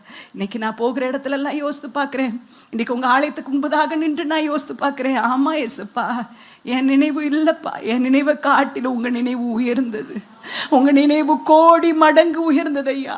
பூமியை காட்டிலும் வானம் எவ்வளவு உயரமா இருக்கிறதோ அப்படியே உங்களுடைய நினைவுகளை காட்டிலும் என் நினைவு உயர்ந்ததுன்னு சொன்னது எவ்வளோ உண்மை ஆண்டவரே. என் சுயமோ என்னுடைய சூழ்நிலையோ எதுவுமே சாதகமா இல்லை. ஆனா நான் ஆபிரகாமை போல உடைய வசனத்தை நம்பினான்னு எனக்கு தெரியாதப்பா. ஆபிரகாமுடைய விசுவாசத்திற்கு முன்பதாக நான் எம்மாத்திரம் ஆண்டவரே, கடுகளையும் கடுகளவு கூட என் விசுவாசத்தில் இருந்ததில்லை. ஆனாலும் சிறுமையும் எளிமையுமான என்னை நீ நினைத்தரில் இருக்கிறீரே. சிறுமையும் எளிமையுமாய் இருந்த ஏதோ ஒரு கிராமத்தில் பிறந்த, ஒரு சின்ன குக்கிராமத்தில் பிறந்து தன்னுடைய வாழ்க்கையெல்லாம் ஆண்டவருக்கு ஒப்பு கொடுத்த ஒரு பிள்ளையினுடைய அங்கலாய்ப்பை பார்த்து அவளுடைய கண்ணீரை கணக்கு வைத்து அவளுக்கு கொடுத்த வாக்குத்தத்தத்தை நிறைவேற்றுவதற்கு நீர் இன்றைக்கும் உண்மையுள்ளவராய் இருப்பீர் என்றால், இன்றைக்கு உங்க அமர்ந்திருக்கிற ஒவ்வொருவருடைய வாழ்க்கையிலும் தேவன் கொடுத்த வாக்குத்தத்தம் என்ன? அதை டைரியில எழுதி வச்சு மூடி வச்சிட்டீங்களோ? இல்லவே இல்லை. தேவன் கொடுத்த வாக்குத்தத்தத்தை நிறைவேற்ற அவர் வல்லமை உள்ளவராய் இருக்கிறார். ஆபிரகாமுக்கு செய்தவர் உங்க முன்னாடி நிற்கிற என்னுடைய வாழ்க்கையில் செய்தவர் உங்களுடைய வாழ்க்கையில் செய்வார். சுயமோ சூழ்நிலையோ அதை தடை பண்ண முடியாது. உங்க ஃபோக்கஸ் அது மேல இருக்க வேண்டாம், ஆண்டவர் மேல இருக்கட்டும். மூன்றாவது, ஆபிரகாமை எதற்காக ஆண்டவர் நோக்கி பார்க்க சொல்லுகிறார்? அவருடைய விசுவாசித்து கீழ்ப்படிந்த அந்த மூன்றாவது பகுதி நமக்கு என்ன சொல்லுகிறது? விசுவாசித்து கீழ்ப்படிந்ததிலே நிறைய காரியத்தை எடுத்துட்டே போலாம். மூணாவது பகுதியா ஈசாக்கை பலியிட சொல்லுகிறார். எவ்வளோ ஒரு ஆதியாகமம் 22ஆம் அதிகாரத்தில் இருக்குது. ஈசாக்கை பலியிடுன்னு ஆண்டவர் சொல்றார். அப்படி சொல்லும் போது கூட என்ன சொல்றாங்க? உன்னுடைய புத்திரனும் உன்னுடைய ஏக குமாரன், உடைய நேச புத்திரன் அப்படின்னு சொல்லி அவனை நீ எனக்காக மோரியாங்கிற மலையில நான் குறித்த இடத்துல கொண்டு வந்து பலியிடுன்னு சொன்னோன்னே அடுத்த வசனத்துல போடப்பட்டிருக்குது, ஆபிரகாம் அதிகாலையில் எழுந்து ஈசாக்க கூட்டிட்டு போனாராம். எப்படி அவரால் இப்படி ஆண்டவருடைய வார்த்தைக்கு கீழ்ப்படிய முடிஞ்சிச்சு அப்படின்னு சொல்லி யோசிச்சா நம்முடைய மனுஷீக மூளையில நம்மளால அதை முடியவே முடியாது. அவருடைய மகனை மோரியாவுக்கு அழைத்து கொண்டு போகிறார். பலியிடும்படி அப்படியே அவருடைய வார்த்தைக்கு கீழ்ப்படுகிறார். ஒன்று ஞாபகம் வச்சுக்கணும், நிறைய பேர் சொல்லுவோம், பழைய ஒரு குட்டி பையன் சொன்னானா, அவங்க அப்பாட்ட கேட்டானா, சண்டே ஸ்கூலுக்கு போகிற பையன், அப்பா பழைய ஏற்பாட்டில் காட் ரொம்ப கோபமாக இருந்தாங்களோ, புதிய ஏற்பாட்டில் ரொம்ப சாஃப்டாக ஆயிட்டாங்க. பழைய ஏற்பாட்டில் கோபமாக அழிச்ச மாதிரி இருக்கு, புதிய ஏற்பாட்டில் வலது கண்ணத்தை காட்ட இடது கண்ணத்தை காட்ட சொல்கிறாரே அப்படின்னு சொன்னானா. இல்லைப்பா, காட் என்னைக்குமே மாறாதவர். பழைய ஏற்பாட்டில் எப்படி இருந்தாரோ கர்த்தர் நான் மாறாதவர். அவர் மாறுவதே இல்லை, அவருடைய அன்பு மாறுவதே இல்லை. அன்றைக்கும் அவர் அன்புள்ளவர் தான், இன்றைக்கும் அவர் அன்புள்ளவர் தான். அன்றைக்கும் அவர் பட்சிக்கிற அக்கினி தான், இன்றைக்கும் அவர் நம்முடைய வாழ்க்கையில எந்தெந்த காரியங்கள் பாவமா இருக்குதோ அதை வெட்டி போடு, தரித்து போடு என்று சொல்லுகிற ஒரு கண்டித்து உணர்த்துகிற ஒரு தேவன் தான் அப்படின்னு சொல்லி கொடுத்தாங்களாம். ஒருவேளை பழைய ஏற்பாட்டின் இந்த காரியத்தை நம்ம பார்க்கும்போது, ஈசாக்கு பலியிட வர்ற காரியத்தை பார்க்கும்போது அதுல புதிய ஏற்பாட்டின் ஒரு சத்தியத்தை அதுல நினைவு கூற முடிஞ்சிச்சு. என்னன்னா, அதுல இயேசு கிறிஸ்து சொல்லுவாங்க, மத்தேயுல, ஒருவன் என்னை பின்பற்றி வர விரும்பினால் தன்னுடைய தகப்பனையாவது தாயையாவது என்னிலும் அதிகமாய் நேசித்தவன் எனக்கு பாத்திரன் அல்ல. தன்னுடைய மகனையாவது மகளையாவது என்னிலும் அதிகமாய் நேசிக்கிறவன் எனக்கு பாத்திரன் அல்ல. அவன் தன்னைத்தான் வெறுத்து தன்னுடைய சிலுவையை எடுத்துக்கொண்டு என்னை பின்பற்ற கடவன். தன் ஜீவனை ரட்சித்துக் கொள்ள விரும்புகிறவன் அதை இழந்து போவான், அதை என் நிமித்தம் இழந்து போகிறவன் அதை ரட்சித்துக் கொள்வான். இந்த காரியம்தான் அதுல இருக்குது. ஆண்டவர் கேட்கிறார், எப்பா ஈசாக்கு உனக்கு ஏக புத்திரன், 100 வயசுல பிறந்த செல்ல பிள்ளை, வாக்குத்தத்தத்தின் பிள்ளை, ஒரே பேரான குமாரன், ஈசாக்க பலியிடுன்னு சொல்லும் போது ஈசாக்கை காட்டிலும் என்னை நேசிக்கிறானா அல்லது என்னை காட்டிலும் ஈசாக்கை நேசிக்கிறானா? என்னை விட உன் மகனையாவது மகளையாவது என்னை நேசிக்கிறவன் எனக்கு பாத்திரன் அல்லன்னு சொன்ன அந்த வசனத்தின் அர்த்தம் தான் அங்க இருக்குது. என்னை விட நேசிக்கிறானா பார்க்கிறார். எப்பயுமே ஆண்டவருக்கு ஆபிரகாம் காட் ஃபர்ஸ்ட் அப்படிங்கிற காரியத்தில் முக்கியமா இருக்கிறார். உன் தேசத்தை விட்டு புறப்படணுன்னே, தேசமா, அப்பா வீடா, சொந்த ஊரா, சொந்த தேசமா, ஆண்டவராங்க போது ஆண்டவர் அப்படின்னு சொல்றார். ஒரு காலகட்டத்தில் இஸ்மவேலா ஈசாக்கான் வருது. அப்போ இஸ்மவேலா ஈசாக்கான் வரும்போது ஆண்டவர் சொல்றார் ஆபிரகாம்கிட்ட, உன் மனைவி சொன்னபடி இஸ்மவேலை நீ வீட்டை விட்டு என்ன செய்யுரு, அனுப்பி விட்டுரு அப்படின்னு சொல்லும்போது இஸ்மவேலா ஈசாக்கான் வரும்போது ஈசாக்கு அப்படின்னு சொல்லி தெரிந்தெடுக்கிறார். இப்போ ஈசாக்கா ஆண்டவரா, ஈசாக்கா ஆண்டவரா, 2 காரியம் வரும்போது காட் ஃபர்ஸ்ட் அப்படின்னு சொல்லி ஆண்டவர்னு சொல்லி தம் பிள்ளைய பலியிடுவதற்கு போயிட்டாரு. அவர் நினைச்சாரா, என் பிள்ளைய நான் பலி கொடுத்தாலும் அவரை உயிரோடு எழுப்புறதற்கு தேவனால் முடியும். உலகம் உண்டான முதல் மரித்தவன் உயிரோடு எழுப்பின சரித்திரமே இல்லை. ஆனா தீர்க்க தரிசன பார்வையோட ஆபிரகாம் சொல்லுகிறார், என் பிள்ளைய நான் பலி கொடுத்தா கூட அங்கிருந்து உயிரோட எழுப்பி என் சந்ததி, அவனுடைய சந்ததியை திரளா இருக்கிற ஜனத்தை போல அவரால் பெருக பண்ண முடியுயா அப்படின்னு சொல்லிட்டு ஆபிரகாம கையில கூட்டிட்டு போறார். ஆபிரகாம் ஈசாக்க கையில கூட்டு போறார். கழுத 2 வேலைக்காரர்கள் போறாங்க. 3 நாள் பிரயாணப்பட்ட பின்பு மோரியா மழை கண்ணுக்கு தெரிஞ்சிருச்சு. அங்க தெரிஞ்ச உடனே வேலைக்காரர்கிட்ட சொல்றாரு, நீங்க 2 பேரும் இங்க இருங்க, நானும் பிள்ளையாண்டானு போய் பணிந்து விட்டு வருவோம் அப்படின்னு சொல்லுகிறார். இங்க மோரியா மலையில ஆபிரகாமும் ஈசாக்கும் அந்த மலையை பார்த்து ஏறுறாங்க. அதே வேளையில ஒரு அந்தப்புறத்தில் ஒரு ஆட்டுக்கடாவையும் தேவன் ஏற பண்ணுகிறார். ஹல்லேலூயா. ஆபிரகாமுக்கு தெரியாது, ஈசாக்குக்கு தெரியாது. இவங்க எப்போ ஸ்டார்ட் பண்றாங்களோ ஒரு 10 மினிட்ஸ்க்கு முன்னாடி அங்கிருந்து ஒரு ஆட்டுக்கடா, 100 ஆடை மேய்ச்சிட்டு இருந்திருப்பார் ஒரு மேய்ப்பன், அதுல ஒரு ஆட்டுக்கடாவை அங்கிருந்து அதுவும் இந்த பக்கம் ஏறிக்கொண்டே இருக்கிறது. ஹல்லேலூயா. நம்ம நினைக்கிறோம் ஆண்டவர் இந்த காரியத்தில் ஆபிரகாமையும் சாராளை நோக்கி பார்க்கும்படி என்ன சொல்றாங்கன்னா, என்னுடைய வாழ்க்கையில கடவுளுக்கு முதலிடம் கொடுத்து விட்டால் எல்லாவற்றையும் தேவன் பார்த்து கொள்வார். அந்த மோரியா மலைக்கு வருகிறது. மலையில கட்டையெல்லாம் அடுக்கி ஈசாக்க படுக்க வைக்கிறாரு. வானத்துல இருந்து ஒரு சத்தம் உண்டாகுது, ஆபிரகாமே ஆபிரகாமே ஆபிரகாமே ஆபிரகாமே. அவசரப்பட்டாதப்பான்னு சொல்றது போல ஒரு சத்தம். உடனே நிறுத்தி பார்த்தா அங்க ஒரு ஆட்டுக்கடா இருக்குது. இதுல ஒரு அழகான புதிய ஏற்பாட்டின் வெளிச்சத்தை நாம் பார்க்க முடியும். அந்த ஆட்டுக்கடா யாரு?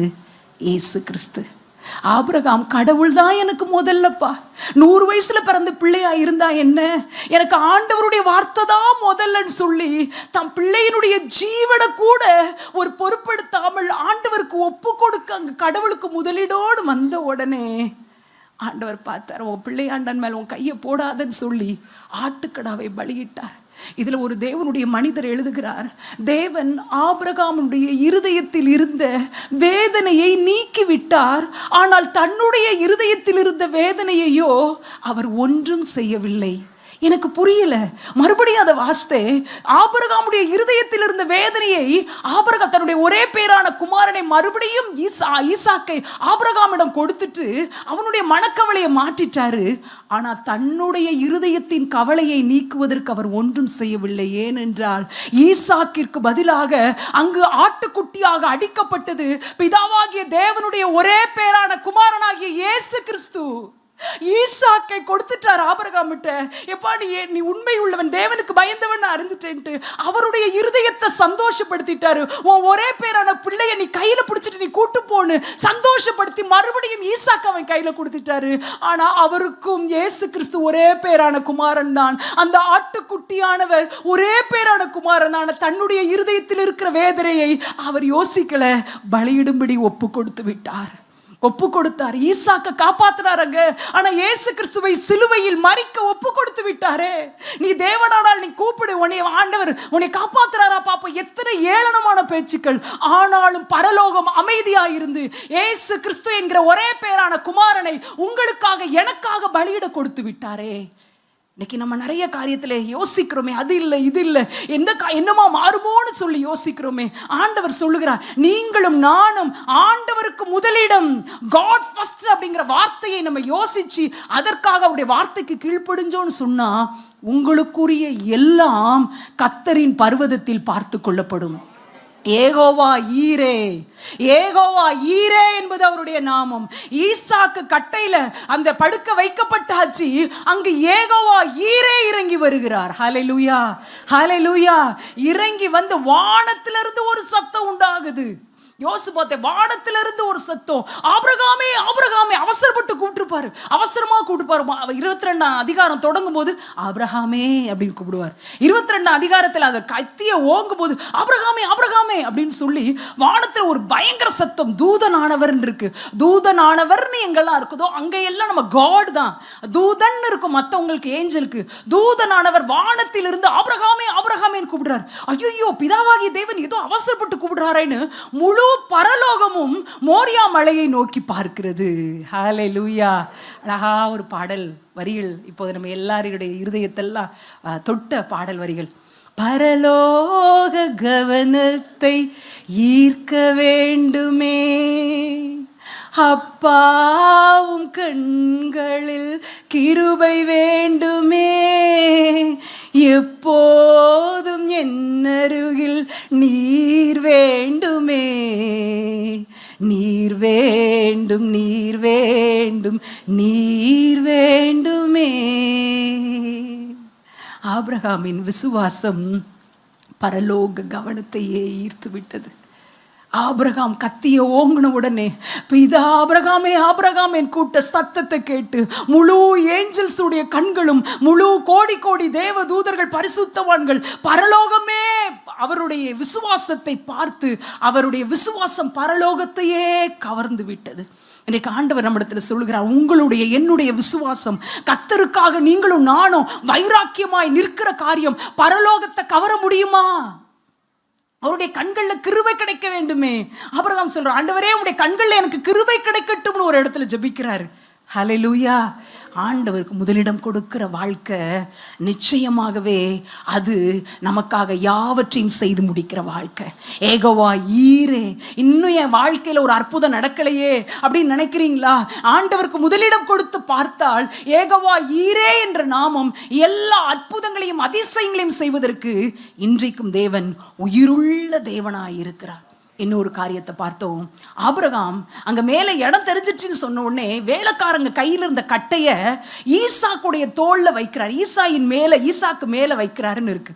அதை பார்க்கும்போது ஒரு காரியத்தை உள்ளத்துல ஆண்டவர் உணர்த்தினாங்க.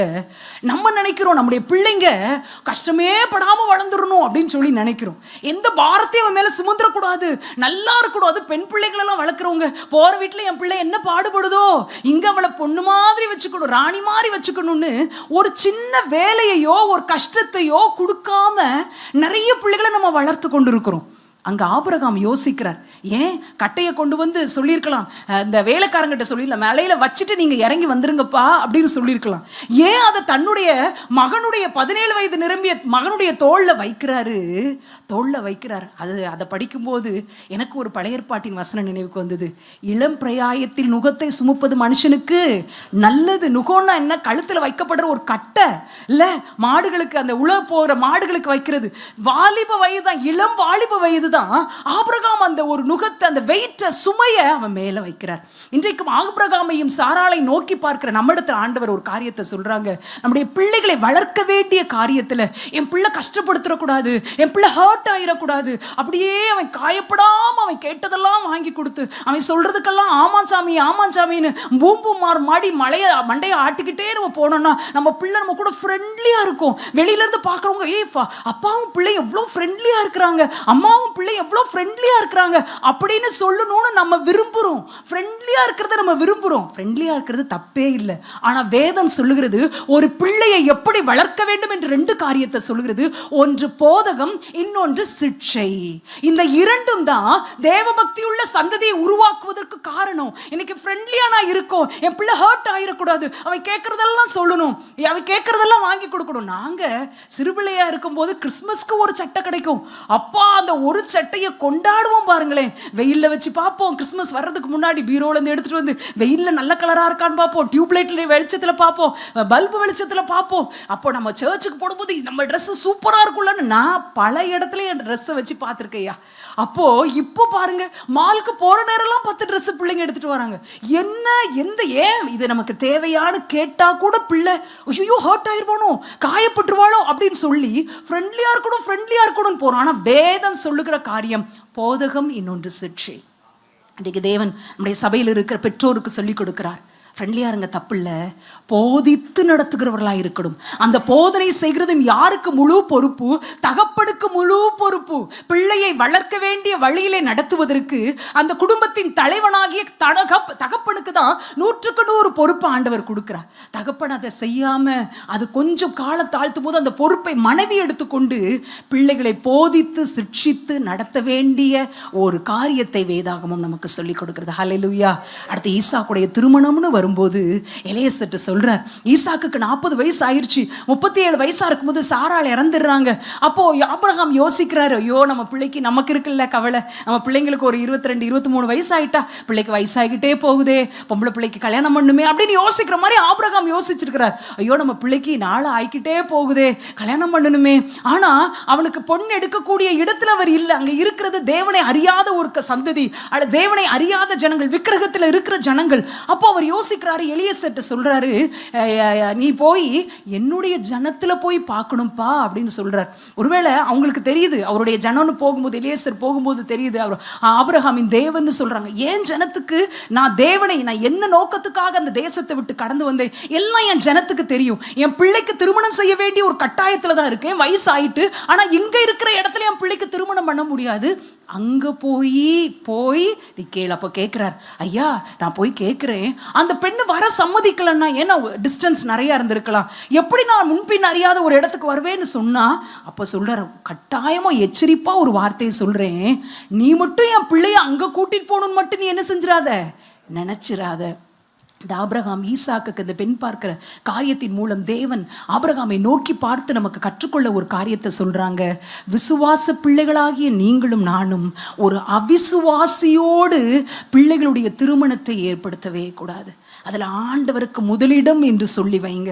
ஐயோ, ஏன் ஆபிரகாம் இருந்த சூழ்நிலையில் அவருடைய மகனுக்கு திருமணம் நடக்க வாய்ப்பே இல்லை. அப்படிப்பட்ட ஒரு இடத்துல தான் இருக்கிறார். ஒரு நல்ல விசுவாசம் உள்ள ஒரு பெண்ணை கொடுப்பதற்கு வாய்ப்பில்லாத ஒரு இடத்துல தான் இருக்கிறார். நீங்களும் இப்போ இருக்கிற சூழ்நிலை, ஐயோ இப்படியே போன காலம் போய்கொண்டே இருக்குமே, எப்படி என் பிள்ளைக்கு திருமணம் ஆகும் அப்படின்னு சொல்லி நீங்க நினைக்கலாம். ஆபிரகாம் கர்த்தரை மாத்திரம் விசுவாசித்தார். நீ போப்பா. அதே போல அவரும் ஜெபிச்சுட்டு காரியங்களை செய்யறாரு. தேவன் ரெபேக்காளை அழகாய் வழி நடத்தி கொண்டு வருகிறார். ஒரு காரியத்தை சொல்றீங்க, உங்கள்கிட்ட பணம் இருக்கலாம், லட்சக்கணக்கில் பணம் இருக்கலாம், லட்சக்கணக்கில் பேங்க் பேலன்ஸ் இருக்கலாம், உங்க பிள்ளைக்கு எல்லா சௌகரியங்களும் எல்லா காரியத்தை நீங்க சேர்த்து வச்சிருக்கலாம். ஆனா தேவன் ஒருவர் மாத்திரமே ஏற்ற துணையை கொடுக்க முடியும் என்பதை அறிந்து கொள்ளுங்கள். ஹல்லேலூயா. தேவன் மாத்திரம்தான் கொடுக்க முடியும். அவருடைய இருதயத்திற்கு ஏற்ற ஒரு இருதயத்தை, அவருடைய பிள்ளைகளுக்கு ஏற்ற ஒரு மணமகனை தேவன் மாத்திரம்தான் கொடுக்க முடியும். இன்னைக்கு நிறைய குடும்பங்கள்ல, ஒரு சமீபத்தில் ஒரு குடும்பத்தை சந்திச்சு பேசணும். அவங்க சொன்னாங்க, மகளுக்கு நிறைய காரியத்தை, நகை இருக்கு, அவ்வளோ எல்லாம் கொடுக்கறதுக்குன்னு ஆசையா இருக்கும். ஆனா எங்க பார்த்தாலும் வேலை பார்க்கணுங்கிறாங்க. எங்களுக்கு வேலை பார்க்க இஷ்டம் இல்லை. அவங்களுடைய எதிர்பார்ப்பு இப்படியே போய்கிட்டே இருந்தா வருஷம் போய்கிட்டே இருக்கு, மாப்பிள்ளையே கிடைக்காதோன்னு எனக்கு பயமா இருக்குது. ஆனா அவங்க வச்சிருக்கிறது கொஞ்சம் இல்ல, மிக மிக மிக மிக எல்லாம் அதிகம். அவங்க வாயினால சொன்ன வார்த்தை, கல்யாணம் நடக்குமா அப்படிங்கிறது எனக்கு பயமா இருக்கு. ஒன்னே ஒன்று, நீங்களும் நானும் அப்படியே விசுவாசிச்சு விட வேண்டிதான். ஏகோவா ஈரே, ஈசாக்கிற்கு ஒரு ரெபேக்காளை கொடுத்த தேவன் என் பிள்ளைக்கு கொடுப்பார். என் பிள்ளையினுடைய காரியத்தை எல்லாம் அவர் பார்த்து கொள்வார். அவர் ஏகோவா ஈரே என்பது அவருடைய நாமம். கர்த்தரின் பர்வதத்தில் பார்த்து கொள்ளப்படும் ஈசாக்கா ஆண்டவரான் வரும்போது, ஆண்டவர் என்று சொல்லி நின்ன ஈசாக்கு என்ற ஆபிரகாமிற்காக ஈசாக்கின் எல்லா காரியங்களையும் தேவன் பொறுப்படுத்திக் கொண்டார். திருமண காரியத்தை குறித்து கலங்குறீங்களா? ஆண்டவர் சொல்லுகிற காரியம் இன்னைக்கு விசேஷம், உங்க இருதயத்தை தட்டி சொல்லுகிற காரியம், யாரோடு இணைக்கப்பட வேண்டும், கர்த்தருடைய வார்த்தைக்கு மாத்திரம் முதலிடம் கொடுங்க. என் பிள்ளை ஹர்ட் பண்ணாம ஃப்ரெண்ட்லியா அவனை வளர்க்கணும் வளர்த்தீங்கன்னா, ஒரு நாள் திடீர்னு உங்களையும் அறியாத, பாஷை தெரியாத, ஆண்டவரே அறியாத ஒரு பிள்ளையை கூட்டிட்டு வந்து, இது இவங்களதாம்மா நான் கல்யாணம் பண்ண போறேன்னு சொல்லுவான். ஏன்னா அவனுக்கு ஹர்ட் பண்ணி, நீங்க அவனை ஹர்ட் பண்ணி, அவனுக்கு தெரியவே தெரியாது. பாருங்களேன், இருதயம் காயப்படவே அவனுக்கு தெரியாதனால, இதனால உங்க இருதயம் காயப்படும் கூட அவனுக்கு தெரியாம, இவங்களதான் என் லைஃப் பார்ட்னரா சூஸ் பண்ணிருக்கேன்னு கூலா சொல்ல வந்துருவான்.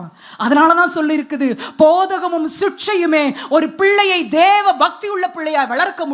அது வேண்டான்னு நீங்களும் நானும் தள்ளி நின்றோம் என்றால், நிச்சயமாக அவன் ஒரு நாள் நம்முடைய இருதயத்தை உடைத்து விடுவான். தேவ பக்தி உள்ள சந்ததி உண்டாகணுமா? யாரை நம்முடைய பிள்ளைகளுக்காக பார்க்கணும்? யார்? ஒருத்தங்க சொன்னாங்க 3C, அது மேரேஜில் பார்க்கக்கூடாது. காஸ்ட், பணம், கேஸ்ட், அதை பார்க்கக்கூடாது. கலர், இந்த மூணையும் பார்த்து தான், 3Cயை பார்த்து தான் இன்னைக்கு என்ன செய்கிறாங்க, பொண்ணு மாப்பிள்ளையை தேர்ந்தெடுக்கிறாங்க. இல்லைங்க, தேவபக்தி உள்ள பிள்ளையா ரெபேக்காள், தேவபக்தி உள்ள ஈசாக்கு தியானம் பண்ணி கொண்டிருக்கிற ஒரு பிள்ளைக்கு ஏற்ற ஒரு மணமகளை கொடுத்தது போல தேவன் தருவார். என்னுடைய வாழ்க்கையில் திருமணத்துக்கான ஒரு காரியம் நினைக்கும் போது, அது மிகப்பெரிய, எனக்கு ரொம்ப ரொம்ப ஆச்சரியப்படுத்துகிற ஒரு காரியத்தை நான் பார்க்க முடியும். ஏன்னா திருமணம் அப்படின்னு சொல்லி என்னுடைய குடும்பத்தார், என்னுடைய அப்பா, எனக்கு 3 அண்ணன்மார், ஒரு அக்கா, எல்லாரும் திருமணத்துக்கான ஒரு காரியத்தில் அவங்க நல்ல இடத்துல நம்முடைய தங்கச்சை கல்யாணம் பண்ணி கொடுக்கணும், மகளை கல்யாணம் பண்ணி கொடுக்கணும் அப்படின்னு நிறைய முயற்சிகளை எடுத்துக்கொண்டிருந்த ஒரு காலம். அந்த கால சூழ்நிலையில் ஒரு நாள் என்னுடைய சித்தப்பா மகனுக்கு பெங்களூரில் மேரேஜ். அப்போ அந்த இடத்துக்கு போகணும். எல்லாருக்கும் ட்ரெயினில் டிக்கெட் எடுத்துருக்குறாங்க. நானும் அம்மாவும் மட்டும் முந்தின நாள் அவங்களால ட்ரெயினில் ஏற முடியாது. ஒரு முந்தின நாள் காரில் அங்கே ஒரு அண்ணன் இருக்கிறாங்க, உங்கள் வீட்டுக்கு போயிட்டோம். அப்போ அங்கேருந்து ஒரு ஊர்லேருந்து கால் வருது, அப்பாவுக்கு உடம்பு சரியில்லை, நீங்கள் உடனே கிளம்பி வாங்க அப்படின்னு சொன்ன உடனே நான் சொல்கிறேன் அண்ணேட்ட, அண்ணே அப்பாவுக்கு ஒன்றுமே செய்யாத, ஒரு வியாதி இல்லை, அப்பா வந்துருவாங்க அண்ணே, நாளைக்கு ட்ரெயினில் வந்துருவாங்களே, இங்கே வச்சு நம்ம பார்த்துக்கலாம் அப்படின்னு நான் சொல்கிறேன். ஆனால் அதுக்குள்ளே வீட்டுக்கு முன்னாடி கார் வந்துருச்சு, நாங்கள் ஏறி வர்றோம். அம்மா, அண்ணே ஃபேமிலி எல்லாரும் வரோம். கிட்டத்தட்ட 1-1:30 மணி இருக்கும். எங்கள் வீடு இருக்கிற அந்த டேர்னிங்கில் கார் திரும்பும்போது தான் நான் பார்க்குறேன், வீட்டுக்கு முன்னாடி ஷாமியானா போடப்பட்டிருக்கு. வீட்டில் என்னோடய தாய் மாமா, என்னோடய சித்தப்பா எல்லாம் வாசலில் வெளியில் உட்காந்துருக்குறாங்க. இருதயமே உடஞ்சி போச்சு. ஓ, அப்பா இறந்துட்டாங்களா? வர்ற வழியெல்லாம் தெரியவே தெரியாது. அப்பாவுக்கு உடம்பு சரியில்லை, ஒருவேளை அம்மா கேட்ட அம்மாவுக்கு ஏதாவது ஆயிருமோன்னு ஒன்றுமே சொல்லாமல் இங்கே வந்து அந்த வீட்டை பார்க்கும்போது இருதயமே உடஞ்சிருச்சு. அவங்க அம்மாவை கையை பிடிச்சி மெதுவாக உள்ளே கூட்டிகிட்டு போகிறேன். நடக்க முடியாத ஒரு தாயாரை பக்கத்தில் சேரில் உட்கார வைக்க, ஃப்ரீசர் பாக்ஸில் 2 நாளுக்கு முன்னாடி நல்லா பார்த்து பேசிட்டு போன அப்பான்னு ஃப்ரீசர் பாக்ஸில் இருக்கிறாங்க. இருதயமே உடஞ்சிச்சு. என்னுடைய வாழ்க்கையில் ஆண்டவரே, எதிர்காலம் கிட்டத்தட்ட 8 ஆண்டு காலம் இதுதான் என்னுடைய வாழ்க்கை அப்படின்னு சொல்லி நான் இருந்தேன்ப்பா. என்னுடைய அப்பா, என்னுடைய உடன் பிறந்தவர்கள்லாம் எங்கள் நல்ல பிரைட் ஃப்யூச்சர் அவர்களுக்கு கொடுக்கணும்னு ஒவ்வொரு வாரமும் அவங்க முயற்சி செஞ்சதை அறிவேன். இன்னைக்கு அப்பா இறந்துட்டாங்க. ஆண்டவர்கிட்ட சொன்னேன், எப்பயும் ஜெபிக்க போகிற இடத்துல போகும்போது சொன்னேன், ஏசப்பா நான் தான் தப்பு பண்ணிட்டேன் ஏசப்பா, நான் 50% தான் உங்களை நான் விசுவாசிச்சிருக்கிறேன், இன்னொரு 50% அப்பா எனக்கு பெஸ்ட்டான மாப்பிள்ளை பார்த்துருவாங்கன்னு நான் நினச்சிட்டேன். ஆண்டவரே, இன்றைக்கு 100% என்னுடைய வாழ்க்கையை உங்கள் கையில் நான் ஒப்பு கொடுக்குறேன். இந்த எபனை யாருக்கிட்ட கல்யாணம் பண்ணி கொடுத்தா நான் நல்லா சந்தோஷமாக இருப்பேன்னு உங்களுக்கு தெரியுமோ, அந்த கணவரோடு என்னை இணைங்கப்பா, எனக்கான எல்லாவற்றையும் நீங்கள் பார்த்து கொள்ளுங்க ஆண்டவரேன்னு சொல்லி ஆண்டவருடைய கரத்தில் ஒப்பு கொடுத்தேன். 6 மாதத்தில், தகப்பனார் இறந்த 6 மாதத்தில் இந்த மிஷினரி இயக்கத்தில் டேவிட் கணேசன் அண்ணனோடு உடன் ஊழியராக ஊழியம் செய்கிற சகோதரரோடு ஆண்டவர் அற்புத விதமாய் திருமண காரியங்களை எல்லாம் ஒழுங்குபடுத்தி கொடுத்தார். ஆரம்பம் எல்லாம் சாதாரணதாக இருந்தது போலதான் இருந்தது. இன்றைக்கும் ஆண்டவர் நடத்தி வருகிற பாதையை நினைக்கும் போது ஆச்சரியத்திலும் ஆச்சரியம். நான் சின்ன பிள்ளைய போல தான் ஜோ பண்ணுவேன். இல்லை, ஏசப்பாட்ட சொன்னேன், ஏசப்பா எனக்கு கல்யாணம், நான் யாரோட பிள்ளை? வானத்தையும் பூமியை படைத்த ஆண்டவருடைய பிள்ளை ஆண்டவரே, வானத்தில் இருக்கிற ஏஞ்சல்ஸ் எல்லாம் இந்த இடத்துக்கு வந்துடணும்ப்பா, என் கல்யாணத்துக்கு நீங்கள் தான் நடத்தி தரணும் அப்படின்னு சொல்லி ஜோ பண்ணேன். நடந்ததும் அதுதான்.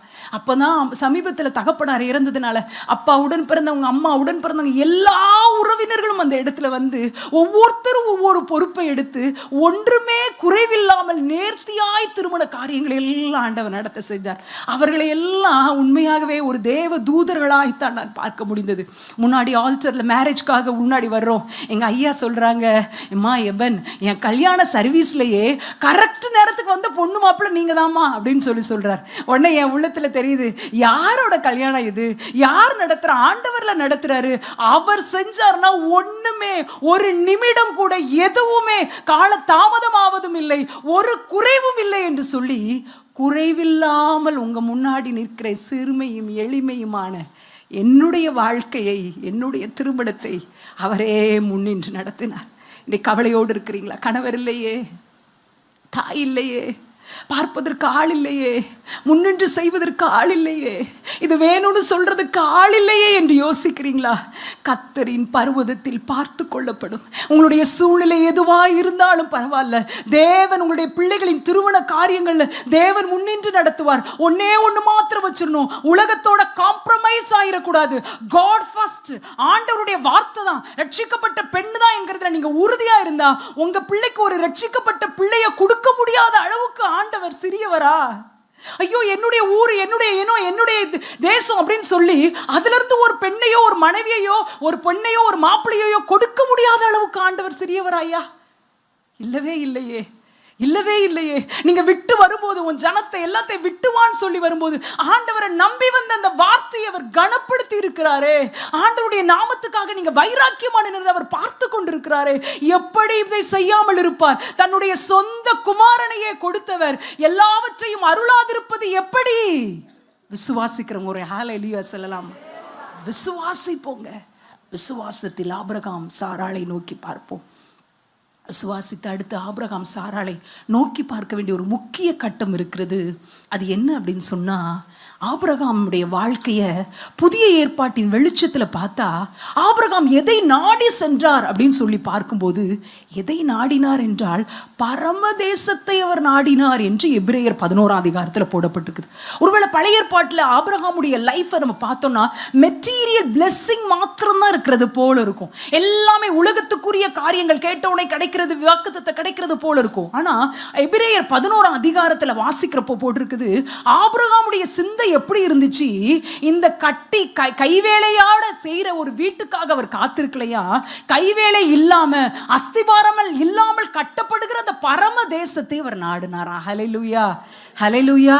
அவருடைய எண்ணம், ஏன் அவர் ஒரு இடத்துல ஒரு வீட்டை கட்டல, ஒரு ஃபவுண்டேஷன் போட்டு, அவருக்கு இருக்கிற செல்வ சீமான் தானையா, அவர் ஏன் ஒரு வீட்டை கட்டல? அவருக்கு தெரியுமா, இந்த நகரம் நிலையானதில்ல, அஸ்திபாரம் இல்லாம கடவுள் எனக்காக ஒரு கட்டடத்தை கட்டி கொண்டிருக்கிறார். அந்த பரம தேசத்தை நாடுகிற ஒரு தொலைநோக்கு பார்வை ஆபிரகாமுக்கு இருந்தது. இன்றைக்கு ஆண்டவர் எதற்காக அவர்களை நோக்கி பார்க்க சொல்லுகிறார் என்றால், ஆண்டவர் இன்றைக்கு உங்களுடைய நடத்துகிற பாதை எதுவாக இருக்கலாம், கடினமான பாதையாக இருக்கலாம், சூழ்நிலை எப்படிப்பட்டதாக இருக்கலாம். ஆனால் நம்முடைய பார்வை இந்த உலகத்தோட மாத்திரம் தேங்கி நிற்கிற தண்ணீரை மாத்திரம் பார்த்து கொண்டு இந்த மெட்டீரியல் பிளெஸிங் மேலேயே இருந்துடக்கூடாது. எனக்கு பின்னொரு நாள் இருக்கிறதையா, அந்த நித்திய ஜீவன் இருக்கிறது, கண்ணீர் இல்லாத, பசி இல்லாத, துக்கம் இல்லாத, அலறுதல் இல்லாத ஒரு இடம் இருக்கிறது. அந்த பரம தேசத்தை நான் நாடுகிறேன் என்ற ஒரு தொலைநோக்கு பார்வை நமக்கு இருக்க வேண்டும். இல்ல இந்த உலகத்துக்குரியவங்களாவே நம்ம இருந்தோம்னா, 2 கொரிந்தியர் 15ஆம் அதிகாரம் 19ஆம் வசனம் நினைக்கிறேன், அதுல சொல்லப்பட்டிருக்குது, இம்மைக்காக மாத்திரம் நீங்க ஆண்டவரை விசுவாசிச்சீங்கன்னா உங்களை போல பரிதபிக்கப்பட்டவங்க வேற யாருமே இருக்க முடியாதுன்னு சொல்லுது.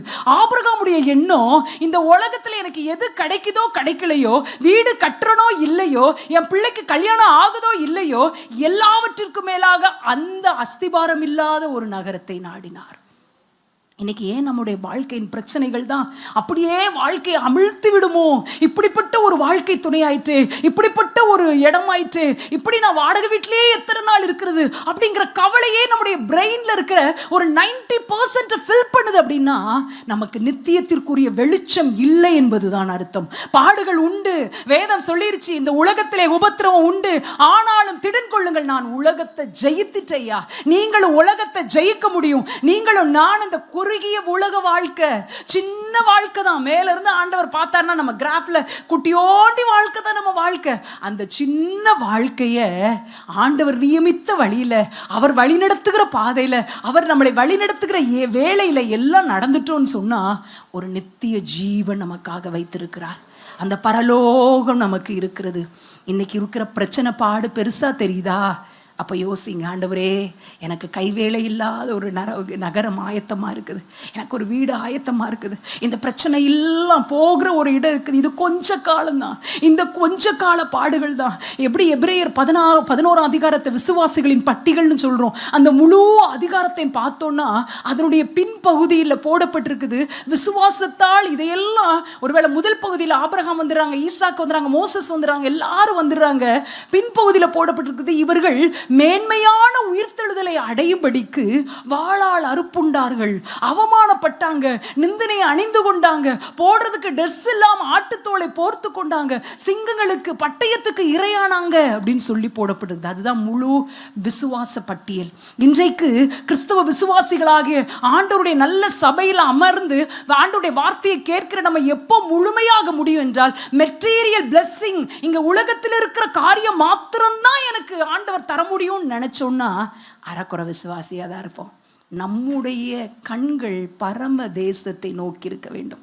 அதை நோக்கி பார்க்க பார்க்க பார்க்க இன்னைக்கு இருக்கிற பிரச்சனை, இன்னைக்கு இருக்கிற சூழ்நிலை, இன்னைக்கு இருக்கிற போராட்டம், இன்னைக்கு இருக்கிற மனிதர்களின் நெருக்கம், இன்னைக்கு இருக்கிற வாடகை வீடு, இன்னைக்கு இருக்கிற பொருளாதார நெருக்கடி, இன்னைக்கு இருக்கிற எல்லா காரியமும் ஒரு சின்னதா தெரிஞ்சிரும் பெரிய தேவனுக்கு முன்பதாக பார்க்கும்போது. ஒரு நாள் மிகவும் என்னுடைய இருதயம் ஏதோ ஒரு பாரத்தினால நிறைஞ்சிருச்சு. அன்னைக்கு இன்னும் என் கூட படித்த பிள்ளைங்கள்லாம் காலேஜுக்கு போகிறத பார்க்குறேன். என்னோட மார்க்கெல்லாம் கம்மியாக எடுத்தாங்க, எல்லாரும் நல்ல கோர்ஸில் சேர்ந்துருக்குறாங்க அப்படின்னு நினைக்கும் போது நான் படிக்க போலியா அப்படின்னு நிறைய காரியம் என் உள்ளத்தை பாரப்படுத்துச்சு. எப்பயுமே மதியானம் ஜெபிக்கிறதுக்கு, பகலில் ஜெபிக்கிறதுக்கு எங்கே போவேன்னா, என் வாலிப நாட்களில் எங்கள் வீட்டு மொட்டை மாடியில் ஒரு சின்ன கூரை ஷெட்டு போட்டிருப்போம், ஒரு கட்டில் மாத்திரம் இருக்கும். அங்கே போய் ஜோமனை போவேன் பகலில். அப்போ மாடிப்படி கட்டு ஏறும்போது என் இருதயத்தில் பல கேள்விகள், பயங்கர கேள்விகளோடு ஏறி போகிறேன். எப்போயும் நான் ஏறும்போது நினைப்பேன், ஏசப்பா அந்த கட்டிலில் என் மகா ஹெபன் வருவான்னு வெயிட் பண்ணிக்கிட்டே இருப்பாங்க, ஏசப்பாவை நான் பார்க்க போகிறேன் அப்படின்னு நினச்சி அந்த கட்டில்கிட்ட போனோன்னே கீழே உட்காந்துருப்பேன். ஏசப்பா இப்போ இந்த இடத்துல தானே உங்கள் கால் இருக்கும் அப்படின்னு சொல்லி அந்த காலை பிடிச்சிட்டு நான் இப்போ ஜோம் பண்ணுவேன். அப்போ அன்னைக்கும் பாரத்தோட குழப்பத்தோட நிறைய கேள்விகளோடு வரேன். முழங்கால் போட்டு ஜோமுன ஆரம்பிக்க ஜோமுனவே எனக்கு தெரியல, ஓடலை. திடீரென்று ஒரு வெளிச்சம் என்று தான் சொல்லணும், ஒரு எண்ணம், ஒரு காரியம் சிந்தனை முழுசும் நிரப்புது.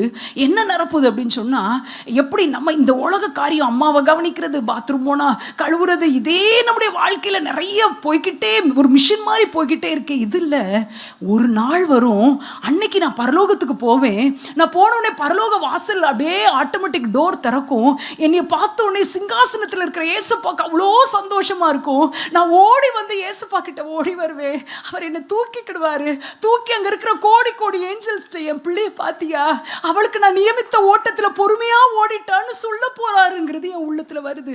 அப்படியே உள்ளத்துல அன்பு, சந்தோஷம் அப்படியே பொங்கி வழியுது. அப்ப சொல்றேன் ஏசப்பாட்ட, சொல்றேன் ஏசப்பா, நான் பரலோகத்துக்கு வந்தா உங்க சிங்காசனத்துக்கு முன்னாடி முதல்ல ஒரு சீட் இருக்குல்ல, அதுல தான் நான் உட்காருவேன். உங்க முகத்தை நான் பார்த்துக்கிட்டே இருப்பேன். உங்க முகத்தை பார்த்து ரசித்து ருசித்து பரவசம் அடைவேன்னு சொல்றேன். உங்க தோளில் அமர்ந்து கவலை மறந்து தொடர்ந்து பயணம் செய்வேன். இந்த பாட்டை ஒரு 20-30 தடவை முழங்கால நின்று பாடிருப்பேன். முதல் லைன்ல நிப்பேன்ப்பா, உங்களை பார்த்துக்கிட்டே இருப்பேன். உங்க தோல்ல அமர்ந்தேன்னா உங்க முகம் பக்கத்துல இருக்கும். உங்க தலையை நான் பிடிச்சுப்பேன். உங்க முகத்தை நான் முத்தமிட்டுக்கிட்டே இருப்பேன். இவ்வளோ மகிமையான பரலோகம் இருக்கும்போது இன்றைய நாளின் பிரச்சனை, இன்றைய நாளின் பாடு, இன்றைய நாளின் நெருக்கம் எனக்கு ஒண்ணுமே இல்லை ஆண்டவரே என்று நினைக்கும் போதே தேவனுடைய பிரசன்னம் அந்த குடிசைக்குள்ளாக என் உள்ளத்துக்குள்ள வந்து நிறைஞ்சதை நான் உணர்ந்தேங்க.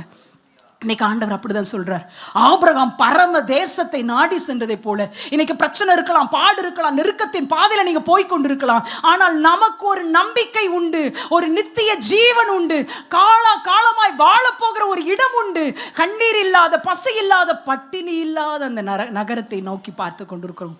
அதை ஃபோக்கஸ் பண்ணணும்னா இங்க இருக்கிற காரியம் எல்லாம் சின்னதா மாறி போயிடும்.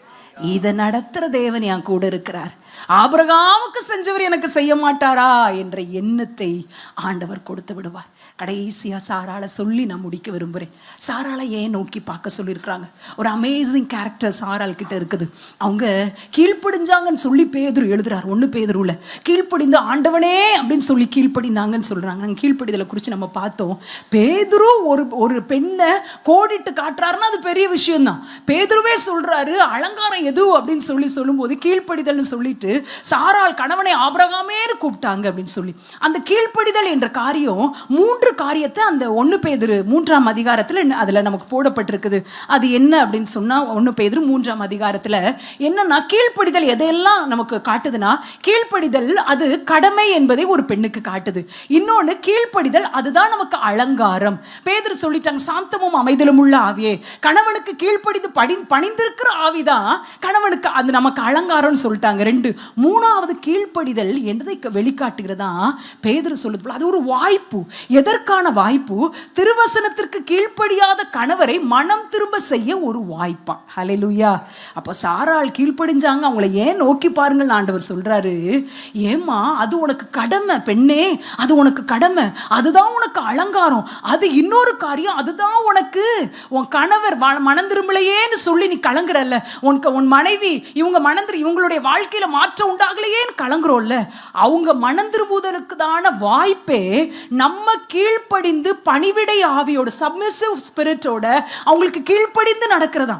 நம்ம கேட்கலாம். நான் ஒரு இடத்துல இப்படி சொல்லும்போது கேட்டாங்க, அக்கா பெண்கள் எல்லாரும் கீழ்ப்படுதல் பெண்கள் கூட்டத்தில் பேசிட்டு போயிடுறீங்க, கீழ்ப்படுறது எவ்வளோ கஷ்டம் தெரியுமா அப்படின்னு சொல்லி சொன்னாங்க. ஆமாம், உண்மைதான், கீழ்ப்படுகிறது கஷ்டம் தான். ஆனால் நம்ம விட நம்ம கணவருக்கு கொடுத்த கட்டளை தான் ரொம்ப கஷ்டம்க்கா அப்படின்னு சொன்னேன். என்னன்னா, அவரு மனைவியை இயேசு கிறிஸ்து நேசிச்சதை போல நேசிக்கணுமா. கஷ்டமா இல்லைங்களாங்க? கஷ்டம் தானங்க, ரொம்ப கஷ்டம் தானங்க. இயேசு கிறிஸ்து நேசிக்கிறத போல நம்ம கணவர் நம்மளை நேசிக்கணும். நமக்காவது கமெண்ட் கொஞ்சம் ஈஸி தான். கணவனை என்ன செய்யணுமா, தேவனுக்கு பயந்த ஸ்திரியா இருந்தா சரி, கணவன் சொன்னோடனே தூக்கு கிளம்பு அப்படின்னு கிளம்பிட வேண்டியதான். நில்லுன்னா அவர் டீ வாங்கி கொடுத்தா குடிப்போம், இல்லட்டா உட்கார்ந்துருப்போம் அப்படின்னு உட்கார்ந்துருக்க வேண்டிய வேலை தான். ஆனா கணவருக்கு தான் பெரிய கடமை இல்லை? அப்போ பாருங்களேன், அப்போ கீழ்ப்படிதல்ங்கிறது எதெல்லாம் குறிக்குது? ஒரு வாய்ப்பை தேவன் கொடுக்குறார். ஒரு தேவனுடைய மனிதர் கணவன் மனைவிக்கான ஆலோசனையை கொடுத்து கொண்டு நல்லா எல்லாம் முடிஞ்சிருச்சு. அப்போ அந்த பாஸ்டரை பார்த்து ஒரு மனுஷர் கேட்டாராம், ஒரு அன்னை வந்து கேட்டாராம், பாஸ்டர் நீங்கள் பேசுகிறதெல்லாம் ரொம்ப ஈஸி பாஸ்டர், உங்கள் ஒய்ஃபு ஆன்ட்டியை பற்றி எனக்கு நல்லா தெரியும், அவங்களுக்கு நீங்கள் எல்லாம் செய்வீங்க, அவங்க உங்களுக்கு கீழ்படுற ரொம்ப ஈஸி பாஸ்டர், என் ஒய்ஃபை பற்றிலாம் உங்களுக்கு தெரியாது பாஸ்டர் அப்படின்னு சொல்லி சொன்னாராம்.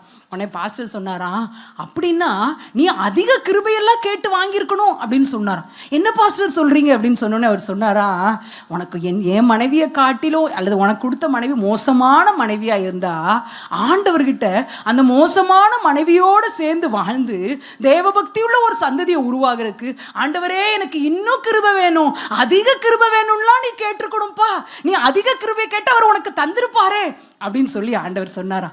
ஏன்னா பவுல்கிட்ட சொல்றார், உன் பலவீனத்தில் என்னுடைய கிருபை உனக்கு போதும்பாங்கிறார். கிருபை என்பது என்ன?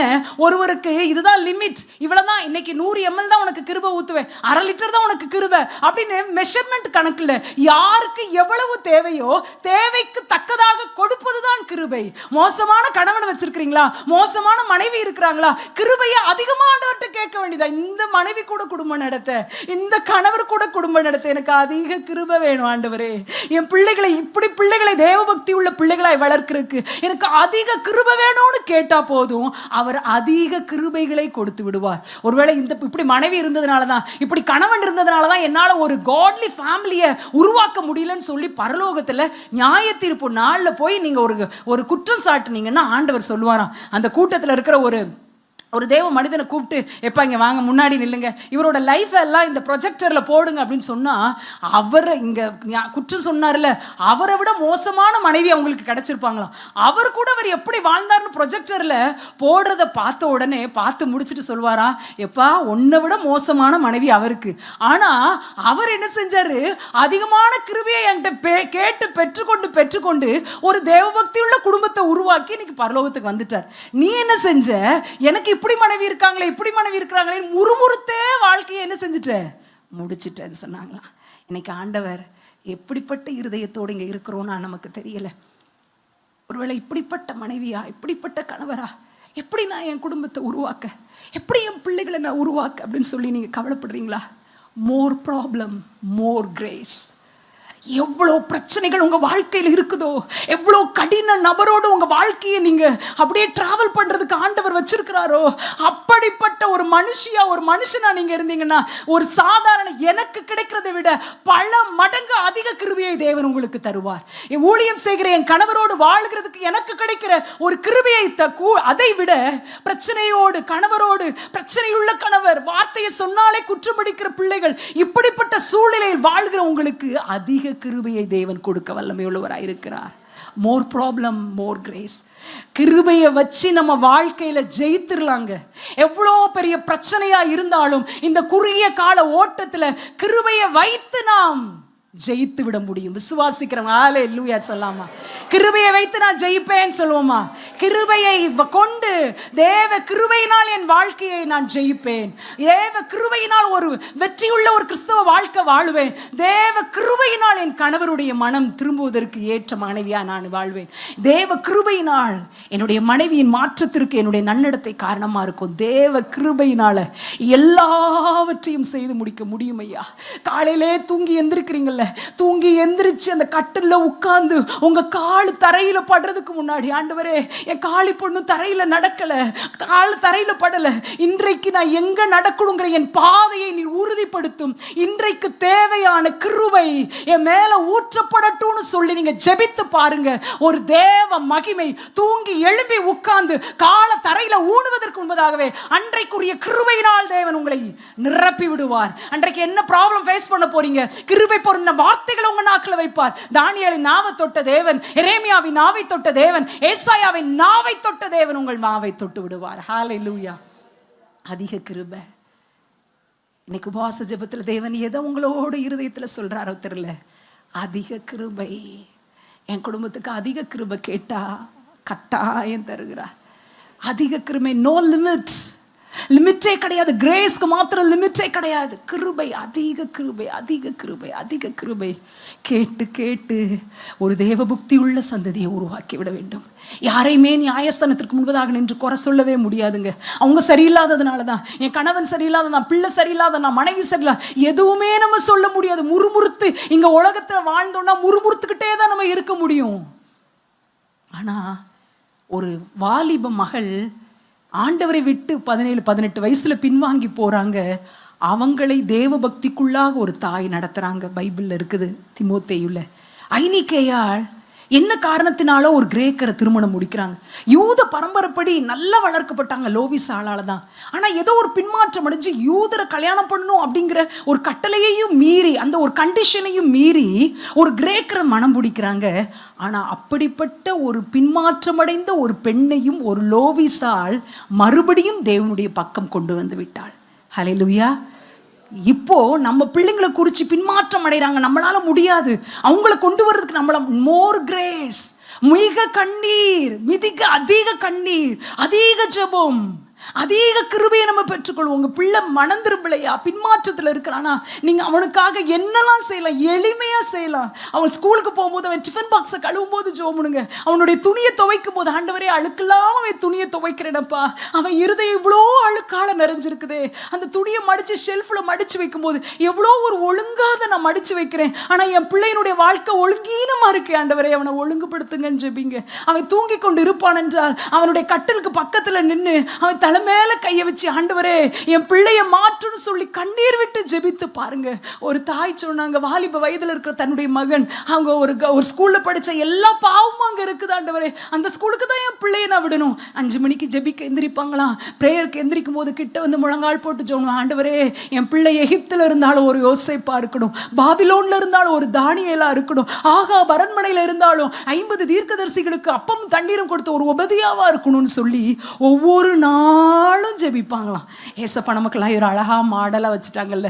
நான் சொல்றேங்க, நம்ம பிள்ளைகளுக்காக ஜெபிக்கிறதுக்கு ஒரு நேரம் எடுத்து ஒதுக்கி, அந்த நேரம் நம்ம வாழ்க்கையில வரவே வராது. சொல்றேங்க, 6 மணிக்கு பால் பாக்கெட்டை பிக்கிறதுல இருந்து ராத்திரி வரைக்கும் வேலை தான் செஞ்சுட்டு இருக்கிறோம். வேலையின் ஊடே பிள்ளையினுடைய டிஃபன் பாக்ஸ்ல சோறு வைக்கிறீங்களா, என் பிள்ளை சுட சுட சாப்பிடட்டும், நான் சோறு வைக்கேன்ப்பா. ஆனா அவன் ஆவிக்குரிய வாழ்க்கை அனலும் இல்லாம குளிரும் இல்லாம இருக்குதே, அவனை அனலுள்ளவளா மாற்றுங்க. எல்லாத்திலையும் ஜெபிக்கலாம் ஐயா. எல்லா நேரம் நம்முடைய பிள்ளைகளுக்குரிய காரியத்தை பார்க்கும்போது, பிள்ளைங்க ஸ்கூல் போயிருவாங்க, காலேஜுக்கு போயிருவாங்க, அந்த பெட்டை உதறி தள்ளும், அதுல இருக்கிற மண்ணெல்லாம் ஒரு டவல் வச்சு தட்டி எடுப்போம். தட்டும் போது பிள்ளைக்கு ஜோமனுங்க, இப்போ என்ன செஞ்சுட்டு இருக்கானோ தெரியாதப்பா, நீங்க அவன் கூட இருங்க.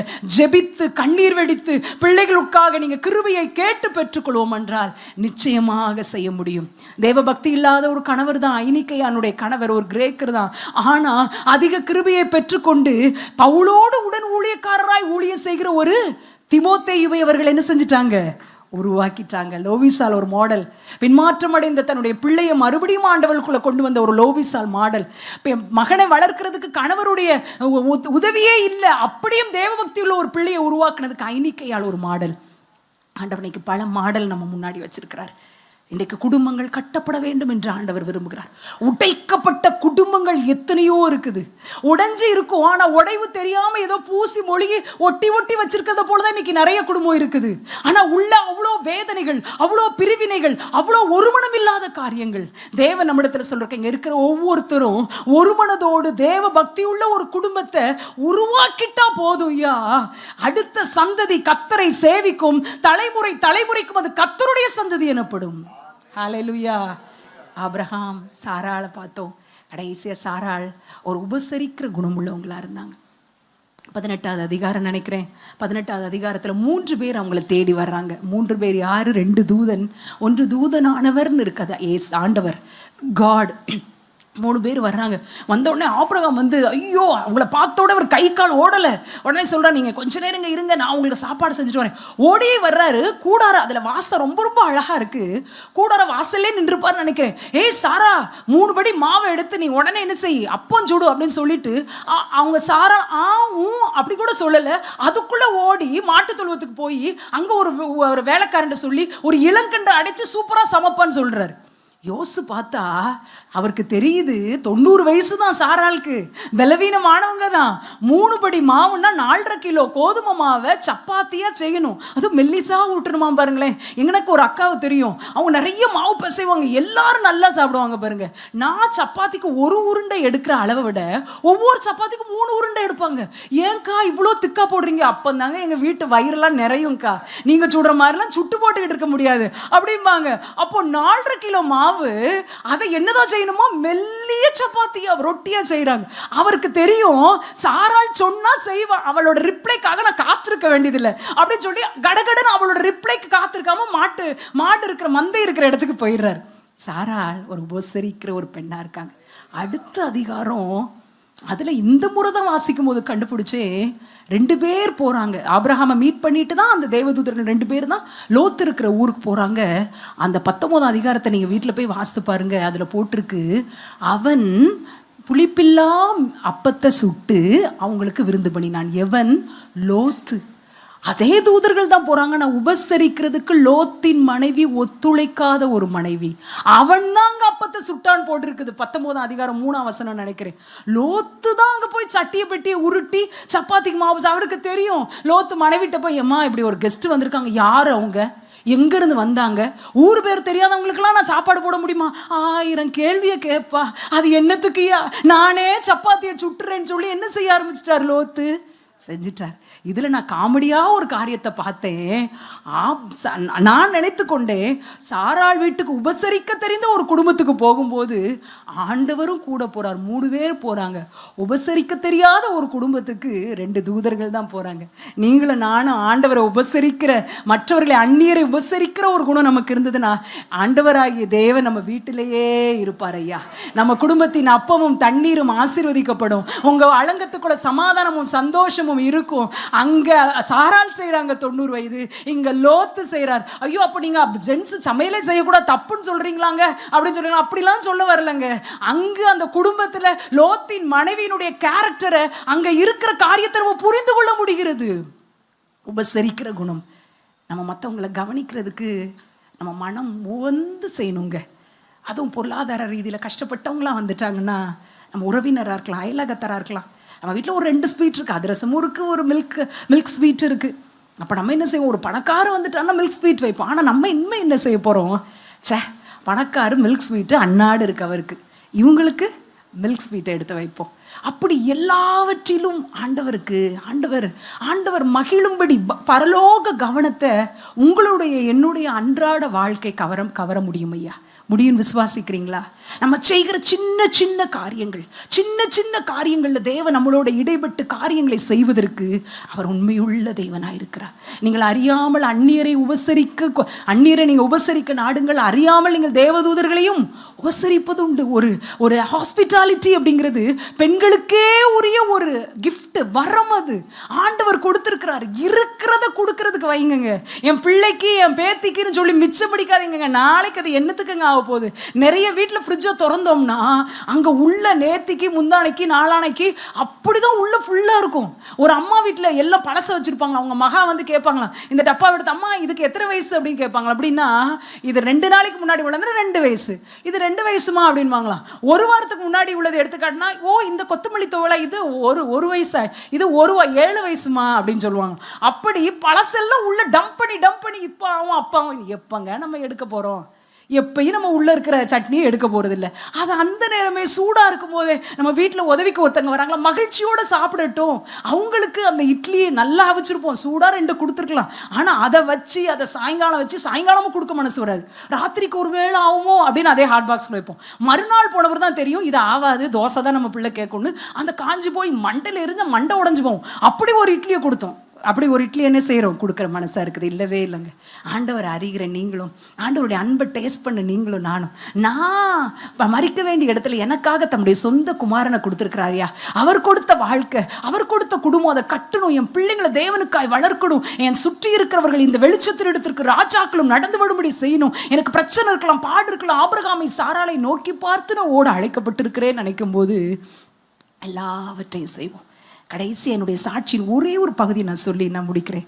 வீடுன்னு வரும்போது, உபசரிப்பு, மற்றவங்களை கவனிக்கிறதுன்னு வரும்போது, ஆண்டவர் அதில் ரொம்ப ரொம்ப பிரியப்படுகிற தேவனாக இருக்கிறார். அம்மா சொன்னேன்ல, இடது பக்க உறுப்புகள் எல்லாம் செயலிழந்துருச்சு. ஒரு முறை அவங்களுக்கு வயிறு சரியில்லாமல் லூஸ் மோஷன் ஆகுது. அப்போ லூஸ் மோஷன் ஆச்சுன்னா பக்கவாதம் வந்தவங்களால என்ன செய்ய முடியும்? ஒன்றும் செய்ய முடியாது. அந்த இடத்த சுத்தம் பண்ணணும், அவங்கள சுத்தம் பண்ணணும். அவங்க போட்டிருக்கிற நைட்டியை துவைச்சி மறுபடியும் 3வது முறை நான் பாத்ரூம்லேருந்து கூட்டிகிட்டு வரேன். கோபமாக வருது எனக்கு. ஏன் அம்மா எதனாலும் முதல்ல சொல்லலாம்லன்னு கையை இருத்தி பிடிச்சி அந்த சோஃபாவில் உட்கார வைக்கிறேன். உட்கார வச்சோன்னே என்னோட அம்மாவோட கண்ணிலேருந்து கண்ணீர் வருது. வாய் உடனே பேச முடியாது, வாய் கோணிட்டு இருக்கும். அப்போது அவங்க கண்ணிலேருந்து கண்ணீர், ஐயோ என் பிள்ளைக்கு பாரம் ஆயிட்டேனே அப்படின்னு ஒரு கண்ணீர். ஆனால் நான் அதையும் பொறுப்பெடுக்கல. பாருங்களேன், அந்த நைட்டியை துவைக்கணும், வீட்டு வாசல்கிட்ட ஒரு கிணறு, அதில் துவைச்சிட்டு வீட்டுக்குள்ளே வரேன். வீட்டுக்குள்ளே வந்தால் ஒரு நம்ம சர்ச்சில் கொடுக்குற ஒரு மந்த்லி கேலண்டர் ஷீட் அதில் தொங்குது. அதில் ஒரு வசனம் எனக்கு நேராக கடந்து வருது. அது என்னென்னா, கொலோசையர் 3:24 நீங்கள் எதை செய்தாலும் அதை மனுஷருக்கென்று செய்யாமல் கர்த்தருக்கென்று நல்மனதோடே செய்யுங்கள். எப்போ அந்த வீட்டு வாசப்படி ஒரு நாளைக்கு 20-30 நேரம் நான் தாண்டுவேனே, ஆனால் இந்த நேரத்தில் இந்த வசனம் ஏன் எனக்குள்ள வரணும்? அது எனக்கு வலியை கொடுக்கறது போல வேற இருக்குது. இது ஆண்டவர் பேசுகிறாரேன்னு சொல்லி பக்கத்தில் இருக்கிற பெட்ரூமில் அமைதியாக உட்கார்றேன். உட்கார்ந்த உடனே ஆண்டவர் என் உள்ளத்தில் தெளிவாக உணர்த்துறாரு, மகளே எவன், அந்த இடத்துல உன் அம்மா இருக்கிறதுனால தானே உனக்கு கோபமும் எரிச்சலும் வருகிறது. அந்த இடத்தில் நான் இருக்கிறேன் என்று நினைத்துக்கொள் அப்படின்னு சொல்றார். எதை செய்தாலும் அதை மனுஷருக்காக செய்யாமல் கர்த்தருக்கென்று நல்மனதோடே செய்யுங்கள். உங்க அம்மா இருக்கிறதுனால தான் உன் கோபம் எரிச்சல் வருது. அந்த இடத்துல நான் இருக்கிறேன்னு நினைச்சுக்கிறியா அப்படின்னு சொல்லி 18-19 வயது நிரம்பின எனக்கு ஆண்டவர் அன்றைக்கு அந்த வார்த்தையை கற்றுக் கொடுத்தார். 4வது முறை அதே போல் ஆகுது. அந்த அழுக்கான கால்களை தேய்ச்சி விடுறேன், கப்பில் தண்ணியை ஊற்றி காலெல்லாம் கழுவி விடுறேன். கழுவி விடும்போது நினைக்கிறேன், இது எனக்காக கொல்கதா மலைக்கு கால்களில் செருப்பு கூட இல்லாமல் சிலுவை சுமந்து சென்ற ஏசப்பாவுடைய கால்னு நான் நினச்சேன். சொல்கிறேங்க, இது நடந்து 25 வருஷம் ஆச்சு. ஆனால் அந்த நாளில் அந்த நொடியில் வந்த சந்தோஷத்தை போல நான் இதுவரைக்கும் அனுபவிச்சதில்லை. அப்படி ஒரு பொங்கி வருகிற ஒரு மகிழ்ச்சி என் உள்ளத்தில், அப்படி ஒரு சமாதானத்தை உணர முடிஞ்சிச்சு. இந்த ஒரு வசனம்தான் என்னுடைய திருமண நாள் வரைக்கும் அவர்களோடு இருக்கிறதற்கு காரணமாயிடுச்சு. வேலையெல்லாம் காலையிலேருந்து செய்வேன். 2-2:30 சோறு போட்டு சாப்பிடுவோன்னு தட்டில் எடுப்பேன். அங்கே உட்காந்துருக்கேன், எங்கள் அம்மா கையை காட்டி பாத்ரூம் போகணுன்னு ஆக்ஷனில் சொல்லுவாங்க. நான் நினைப்பேன், என்னடா அம்மா நம்ம இவ்வளோ நேரம் வேலை செஞ்சதை பார்த்தாங்கல்ல, ஏன் பிள்ளை சாப்பிட்டுட்டு ஏன் பொறுக்கலை அப்படின்னு நினச்ச உடனே ஒரு யோசனை வரும். அந்த சேரில் வெள்ளை ட்ரெஸ் போட்டுட்டு ஏசப்பா இருந்து என்னை கையை காட்டி கூப்பிட்டாங்க, நான் என்ன செய்வேன்? தட்டை கிச்சனில் வைப்பேன், கையை கழுவே, அவங்களுக்குரிய காரியத்தை செய்ய ஆண்டவர் உதவி செஞ்சார். ஆனால் நான் சொல்ல முடியுங்க, அன்றாடம் செஞ்ச சின்ன காரியங்கள் தான் அவர் கொடுத்த பொறுப்பு. அது கடின பாதை தான், அது ஒரு இருளான பாதை தான். ஆனால் நடந்து செல்வதற்கு அவர் எனக்கு அந்த பாதையை தான் அவர் எனக்கு நியமித்தார். ஆனால் டெஸ்டினி அவருக்கு தெரியும். எனக்கு அது இருண்ட காலத்தை போல தான் இருந்துச்சு. ஆனால் அந்த ஒவ்வொரு காரியத்திலையும் ஆண்டவர் மகிழ்ந்தார் என்பதை நான் நிச்சயமாய் சொல்ல முடியும். கோபத்தோடு நான் செஞ்ச போதெல்லாம் என் இருதயத்தில் ஒரு பாரத்தை நான் உணர்ந்திருக்கிறேன். இன்றைக்கு தேவ ஜனமாக நம்ம அமர்ந்திருக்கிறோம். குடும்பம் என்கிற ஒரு காரியத்துக்குள்ள தேவன் உங்களை என்ன பொறுப்புகளை கொடுத்திருக்கிறார். இயேசு கிறிஸ்து இந்த இடத்துல இருந்தால் நான் என்ன செய்வேன்னு நினச்சி அதை செஞ்சாலே போதும், உண்மையாய் ஒரு உண்மையுள்ள கிறிஸ்தவ குடும்பத்தை நாம் உருவாக்க முடியும். ஆண்டவர் இன்னைக்கு நமக்கு சொல்லி கொடுத்த காரியம் எல்லாம் ரொம்ப ஈஸி. கிறிஸ்தவ வாழ்க்கைங்கிறது கஷ்டங்கிறது ஒரு பக்கம் உண்மைதான், உபத்திரம் உண்டு பாடும். இன்னொரு கரை நான் முதல்ல ஆண்டவரை டேஸ்ட் பண்ணது அவர் கையை பிடிச்சிட்டு நடக்கிறது. சில நேரத்தில் நான் கையை விட்டுருவேன், ஆண்டவரே நீங்கள் பிடிச்சிக்கோங்க, கவலையாக இருக்க உங்கள் தோளில் சாஞ்சுக்கிறேன், ரொம்ப சோகமாக இருக்க உங்கள் மடியில் சாஞ்சுக்கிறேன், நீங்கள் தானே செய்யணும், நீங்கள் தானே எனக்கு அப்பா. இப்படி சொல்லியே என்னுடைய விசுவாச ஓட்டத்தை இந்த நிமிஷம் வரைக்கும் ஓடி முடித்து விட்டேன் என்றால், எஞ்சிருக்கிற காலத்தையும் அந்த விசுவாசத்தோடு ஓடி முடிக்க தேவன் எனக்கு பலன் தருவார் என்று சொல்லி நான் விசுவாசிக்கிறேன். இங்க இருக்கிற அனைவரையும் பார்த்து ஆண்டவர் சொல்லுகிற காரியம், பிரச்சனை எதுவாக இருக்கலாம், இருள் நிறைந்த சூழ்நிலைகள் எதுவாக இருக்கலாம், நீங்கள் தோண்டி எடுக்கப்பட்ட துறவின் குழியையும் வெட்டி எடுக்கப்பட்ட கண்மலையாகிய ஆபிரகாமையை நோக்கி பாருங்கள். அவன் ஒருவனாய் இருக்கையில் அவனை அழைத்து அவனை ஆசீர்வதித்து அவனை பெருக பண்ணின தேவன், என்னுடைய வாழ்க்கையில் அற்புதத்தை செய்த தேவன் இன்றைக்கு உங்கள் ஒவ்வொருவருடைய வாழ்க்கையிலும் செய்ய வல்லவர். மோர் ப்ராப்ளம், மோர் கிரேஸ், அதிக கிருபைகளை கொடுத்து தேவன் உங்களை வழிநடத்துவார். இருக்கிற இடத்துல கண்களை மூடி ஆண்டவருடைய சமூகத்தை நம்ம நோக்கி பார்ப்போம். ஆண்டவரே, ஆபிரகாம் கையை தூக்கும் போது பரலோகமே அவரை பார்த்ததுப்பா. பரலோக கவனத்தை அவருடைய விசுவாசம் ஈர்த்து விட்டது. இன்றைக்கு என்னுடைய வாழ்க்கை எளிமையான வாழ்க்கை தான். நீங்க நியமித்த ஓட்டம், நீங்க வச்சிருக்கிற பாதை நான் நடக்க தீர்மானித்து முன்னடக்கிறேன். உங்க கவனத்தை பரலோகத்தில் இருக்கிற தேவன் மகிமைப்படும்படி என் வாழ்க்கை வாழ எனக்கு உதவி செய்யுங்கன்னு சொல்லி ஆண்டவர்கிட்ட கேட்போமா? ஆண்டவரே, என் தகப்பனாகிய ஆபிரகாமை நான் இன்னைக்கு பார்க்கிறேன். அவருடைய கீழ்ப்படிதல், அவர் காட் ஃபர்ஸ்ட்னு வச்சிருந்த காரியம், தாயாகிய சாராளின் உபசரிப்பு, கீழ்ப்படிதல் என் கண்ணு முன்னாடி காமிச்சிருக்கிறீங்களப்பா. அவர்களை பார்த்து பார்த்து நான் நடக்க, என்னுடைய விசுவாச ஓட்டத்தில் தடையில்லாமல் ஓட என்னை பலப்படுத்தும் ஆண்டவரேன்னு கேட்போமா? கேட்கிற எவனும் பெற்றுக்கொள்கிறான். யாரெல்லாம் தன்னை தாழ்த்தி, ஆண்டவரே எனக்கு அதிக கிருபை வேணும்ப்பா, என் குடும்பத்தில் வாழ்வதற்கு, என் குடும்பத்தின் சூழலையெல்லாம் உமக்கு நேராய் கொண்டு வருவதற்கு, தேவ பக்தியுள்ள குடும்பத்தை உருவாக்குவதற்கு எனக்கு இருக்கிற கிருபை இல்லப்பா, அதிக கிருபை தாங்க. இன்னும் கிருபை வேணும். நீங்க கிருபையை தந்தா நான் வாழ்ந்து முடிச்சிருவேன்ப்பா. நீங்க கிருபையை தந்தா நான் சாதிச்சு முடிச்சிருவேன்ப்பா. நீங்க கிருபையை தந்தா என் கணவரை உமக்கு நேராய் நான் திருப்பும்படி நான் வாழ்ந்து விட முடியும் ஆண்டவரே. இருதயத்துல கைகளை வைத்தவர்களாக ஆசையோட அப்பாட்ட செல்ல பிள்ளைய ஆண்டவர்கிட்ட கேட்போம். எனக்கு பெரிய பெரிய காரியம்லாம் எனக்கு தெரியலப்பா, என் கிறிஸ்தவ வாழ்க்கையில எளிமையா நீங்க என் கூட பேசியிருக்கிறீங்க. இந்த எளிமையான காரியத்தை நான் செய்யறதுக்கு என்ன நான் அர்ப்பணிக்கிறேன். என் வாழ்க்கையில எப்போதும் நீர் முதலாய் நீங்க இருங்கன்னு சொல்லி அர்ப்பணிப்போமா? எதெல்லாம் முடியாதுன்னு நினைக்கிறீங்களோ, ஏகோவா ஈரே என்பது அவருடைய நாமம். ஏகோவா ஈரே என்பது அவருடைய நாமம். கர்த்தரின் பர்வதத்தில் பார்த்து கொள்ளப்படும். இன்றைக்கு நீங்க கையை வச்சிருக்கிறவங்க இருதயத்தில் இருக்கிற பாரம் என்ன, என்ன அந்த கலக்கம் என்ன? ஆண்டவர் சொல்லுகிறார், நான் யெகோவா ஈரே, நான் யெகோவா ஈரே, எந்த மனுஷனையும் பிரகாசிப்பிக்கிற மெய்யான ஒளி நான் உன்னை மாற்ற முடியாதா? உன் வாழ்க்கையை மாற்ற முடியாதா? எல்லாம் கர்த்தருடைய பர்வதத்தில் பார்த்து கொள்ளப்படும் என்று ஆண்டவர் சொல்லுகிறார். ஆண்டவருடைய கரத்தில் நம்ம அர்ப்பணிப்போம். அன்பின் பிதாவே, நீர் என்னோடு எங்களோடு இந்த உபவாச கூடுகையில் நீங்க பேசின வார்த்தைகளுக்காக ஸ்தோத்திரம். நீங்க சொன்னபடி நாங்க அவங்கள நோக்கி பார்க்கிறோம்ப்பா. அவங்கள போல வாழுகிற விசுவாச வாழ்க்கை எங்களுக்கு தாங்க. விசுவாசத்தினால் நாங்கள் ஜெயம் பெற வேண்டும், கிருபையினால் நாங்கள் சாதிக்க வேண்டும் ஆண்டவரே. ஒரு தேவ பக்தியுள்ள குடும்பத்தை உருவாக்கி எங்க சமுதாயத்திற்கு, எங்க சபைக்கு, எங்க தேசத்தின் எழுப்புதல் எங்க குடும்பத்திற்குள்ளா இருந்து தோன்றும்படியா என்னையும் எங்களையும் ஒப்பு கொடுக்கிறோம். பெரிய காரியங்களை செய்யுங்க, உங்க நாமத்தை மகிமைப்படுத்துங்க ஆண்டவரே. இந்த இங்க வந்திருக்கிற ஒவ்வொருவரையும் மனதார ஊழியக்காரியை நான் வாழ்த்தி ஆசீர்வதிக்கிறேன் ஐயா. சுகம், ஜீவன், பலன், கிருபை, பாதுகாப்பு மனிதர் இவர்களுக்கு உண்டாகட்டும். வாழ்க்கை நெருக்கமான சூழ்நிலைகளை கர்த்தர் தாங்குங்க ஆண்டவரே. நீர் வழி நடத்துங்கன்னு சொல்லி ஜெபிக்கிறோம். பலவீனத்தோடு இருக்கிறவர்களுக்கு பலத்தை தருவீராக ஆண்டவரே. சுகவீனமாய் எப்படி ஆகும் என்று சொல்லி இருக்கிறவங்களுக்கு தேவனால் கூடாத காரியம் ஒன்றுமில்லை என்று சொல்லுவீராக. ஹல்லேலூயா ஆண்டவரே. இந்த சபை ஆண்டவரே, இந்த பட்டணத்திற்கு கலங்கரை விளக்கமாய் நீர் வச்சிருக்கிறீங்கப்பா. நன்றி ஆண்டவரே. இந்த வெளிச்சத்தின் இடத்திற்கு ராஜாக்களும் நடந்து வருவார்களாக என்று சொல்லி ஜெபிக்கிறோம். கர்த்தருடைய கை குறுகவில்லை. இன்னும் இன்னும் ஆண்டவரே, எல்லா விதமான காரியங்களையும் எழுப்புதலுக்கான ஆயுதமாய், எழுப்புதலுக்கான துவக்கமாய் இந்த சபையை நீங்க முன்குறிப்பீராக என்று சொல்லி ஜெபிக்கிறோம்.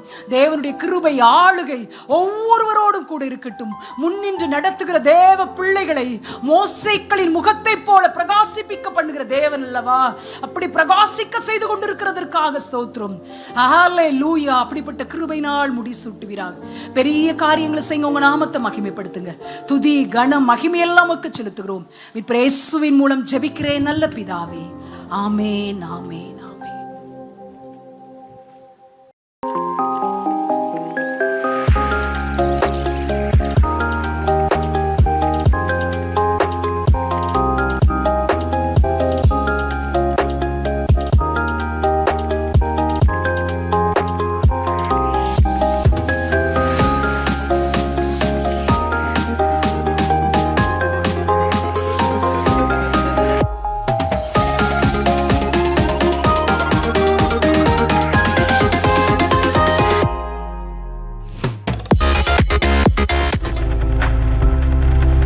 நீங்கள் பார்த்து கொண்டிருப்பது உங்கள் ஜாய் டிவி. உங்கள் துக்கம் சந்தோஷமாய் மாறும்.